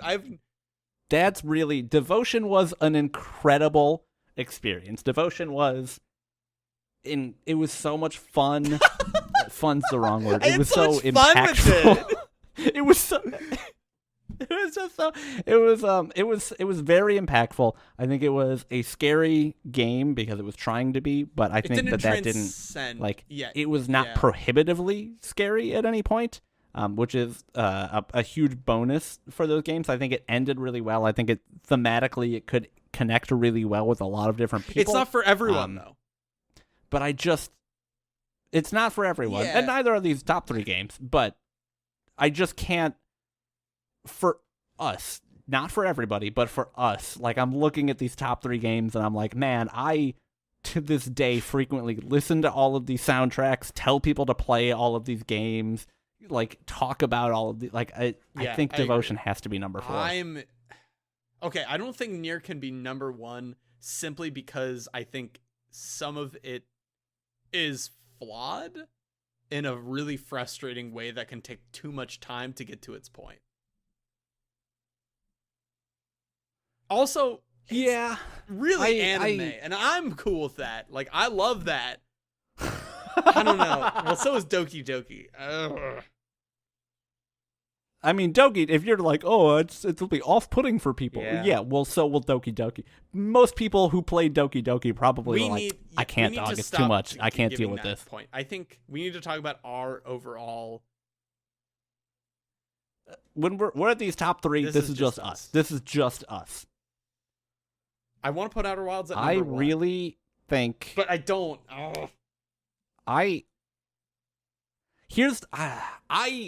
It's just so hard for me to envision putting Nier Automata behind Doki Doki Literature Club. Like, I loved Doki Doki Literature Club because it was cool and subversive, but Nier Automata was also cool and subversive, maybe a little less subversive, but also really, really, really emotionally impactful. Okay, let's try this. But it did take a lot. Like, I did not finish that game the first time I played it. I did stop after like 4 hours the first time I played that game. As much as I love it, I feel like it can't be number 1. Okay. Do you think Doki Doki Literature Club was a better game than Nier Automata? Yeah, there it is, huh? It's not easy. I do think it is. I think it is. I think it is too. I don't think, personally, I don't change this order. I put it in this. That's how I feel. I think we can agree that Outer Wilds is the best video game. I think I'm okay with this order. As much as I love Nier, as much as I think Nier was probably better than Doki Doki, I understand that Nier, like, Doki Doki had a long period of time where it wasn't doing what was good about it, but that was all in service of something, whereas Nier had a long time where it wasn't doing what was good about it, and it wasn't really in service of anything.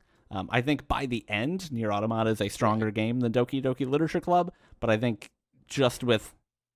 There's probably about 5 or 6 hours of bloat in Nier Automata, and there's maybe like There's no bloat And in Doki Outer Doki. Wilds is like, that's they always play it in like sitcoms and like TV shows and funny movies or whatever, and it's always played as a joke where like the character looks at a piece of abstract art and like they like think about the world, and they're always making fun of art before that, and then they have like a transcendent experience and shit like that. That is Outer Wilds IRL. Like it's not a joke. Like that is what it is.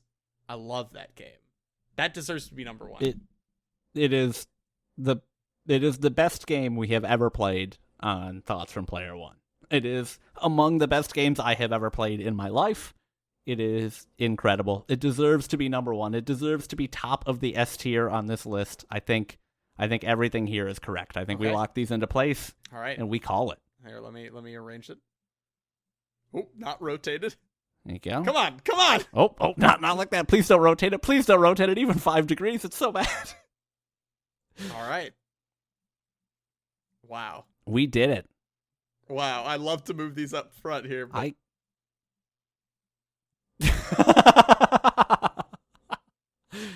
the joys of not using an online tier maker and doing it all in Photoshop is there instead. Anything on this list you disagree? This is looking through.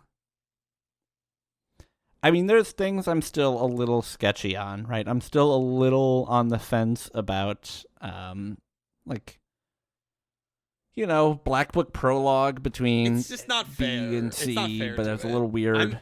I'm still hearkening on Yeah. I Have No Mouth and I Must Scream deserves to be in B. I just don't think it belongs. All right, I'll give that to you. Now, is Valley a C or an Valley's F? a C, but no, the game was too much fun. It was too much fun to jump around to be an F because Okay. I didn't play it. That's totally It didn't you. work in the story. It didn't work in the gameplay. Valley only didn't work in its story. Okay, that's fair. Do we have, now that I'm looking at the full list, do we have any qualms about things like, I don't know, maybe episode 3 and episode 5 of the Council being in the same thing as What Remains of Edith Finch and To the Moon? Yeah, and I feel like it deserves Detention? to be in B because I think it is what it's called. I think only one episode of the Council deserves to be an A. If only one episode of the Council deserves to be an A, I think it has to be episode 3. Episode 5 was wild, but episode 3 was literally the episode where we understood how to enjoy that game. I think episode 5 was like the sad realization I had where I'm like, oh, I've wasted so much time playing this game. You know what I mean? Like, we've wasted precious podcast hours. Yeah. Is there anything we think should move up from B to A? I don't think so. Moe Era being in B, I'm still on the fence about. If you're doing It's So Bad It's Good games in B, it deserves to be in B because I think it is top tier. It's So Bad It's Good. I mean, but we're not, like, we're doing that for the ones Moe that Era deserves that. I don't know what you're fucking talking about. Do you remember when they talk about fucking Dostoevsky and shit? Dostoevsky, Do you but remember yeah, when I they do. make a goddamn cake out of toothpaste, bro? I'm not. I will not. Yeah, I do. I have control of this do. mouse. I will not move Moa Era It's from B. It is final. You can move Undertale It's wherever fine. you It's want, fine. but It's fine. Moa Era is staying in B. If the Council can sit in B, so can Moa Era. That's fair. That's fine. I think everything else I feel good about. You know, it gets a little weird when we've got episode 1, 5, and 4 of Life is Strange 2 in B. I think that's probably where they all belong. But it's hard when we tore them up into individual episodes. But I think overall, looking at this list, I'm happy with it. You would have to listen to the whole thing to like really get why we put certain things in what. And like, if this was a true like real like, we would probably have maybe like 8 tiers, and I think this would be a much better list.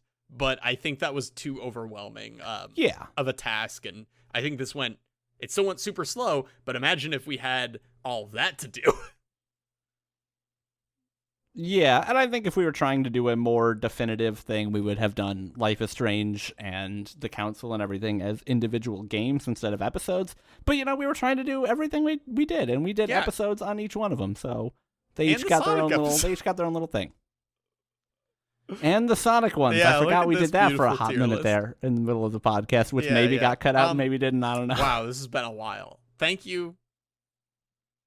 Let's recap the S tier because we ordered them from top to bottom, or from bottom to top, because that's just the only S one we tier? changed. Okay. Just the S tier. Everything else is exactly the I did same the except we last moved the Council episode 5 down. Oh, damn it. I keep messing that up. I did the last one. Number 1. I'll go from right to left. Yeah, 10. 11. Go from Number 10 to 11 is or 11 Doom to 1 or whatever it is. 2016. Number 10, Papers, Please. Number 9 is Pyre. Number 8 is Eliza. Number 7 is Return of the Obra Dinn. Number 6 is Life is Strange. I'm just going to say as a whole package, but we're also putting in episode 4 being the best one. Undertale is number 5. Devotion, number 4. Nier Automata, number 3. Doki Doki Literature Club, number 2. And Outer Wilds sitting on that number 1. I had a feeling in my heart that Outer Wilds is going to be number 1. I thought it was either going to be Nier, Doki, or Outer Wilds deep down. I knew we had this. I would not describe it as a feeling. I would describe it as a fervor in my heart for Outer Wilds being number 1. God, what a good fucking look at this list of games we've played because of this podcast. There are some games that we had played before, but think about all of these games that we would have never played because of the podcast. Like, I bet you would have played Outer Wilds, but I bet we would never have played Eliza. Yeah. No way. Probably wouldn't have played Papers, Please, or Obra Dinn, is my guess. Wouldn't have replayed Undertale. Would never have played Detention or Devotion. Life is Strange we played anyway, but probably wouldn't have played Firewatch, probably wouldn't have played Hypnospace Outlaw, wouldn't have gotten the chance to talk to all the guests we've had on, wouldn't have played there's so many things that, my eyes have been open to horror games as a genre. Our number 2 game of all time is a horror game. Like, it's there are 2 horror games on our S. What a good spread of games. I'm so happy with this. Huh. Yeah, what a beautiful spread. God. Well, if you've been here this long, you probably know who we are at this point. Yep. God bless if you've been here for this whole 3 hours and change. If I don't know exactly where we're at in the recording, but it feels like 3 hours and change. It's been a wild 4 years. I'm so happy we stuck through and did this thing longer than anything I've ever stuck to in my entire life. It's crazy.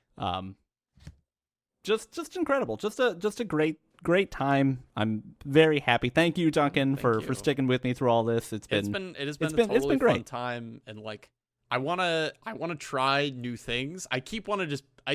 Just for me personally, I keep just want to play more of these games and grow this list, because like actually seeing this list visualized is so cool.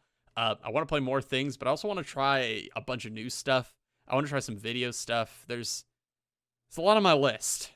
We should do this. Yeah, I would, we've got a YouTube channel. You can check out some of our long-running and very quickly failed projects there. Thank you again to Josh and Michael, who have been consistent guests throughout the years. Thank you to Jordan for hopping on for a few episodes. Thank you to Eliana and Jay Tholen for hopping on for an episode each. Thanks to everyone who, again, like I said at the top, has supported us, has reached out, has emailed, has messaged us on Twitter, anything like that. It means the world to us. It's just hopefully we'll keep iterating and doing super interesting stuff, and continuing to find new and interesting ways to engage with games like this. Follow us on Twitter at ThoughtsFromP1. Our email is thoughtsfromplayerone@gmail.com. Rate us on iTunes, that helps, or watch the video or like the video. If you just watch the podcast on YouTube, that helps. You can leave a comment, you can subscribe to it to see more interesting stuff we're going to try and do. And thank you again. Thank you all. Good night. This has been our tier list.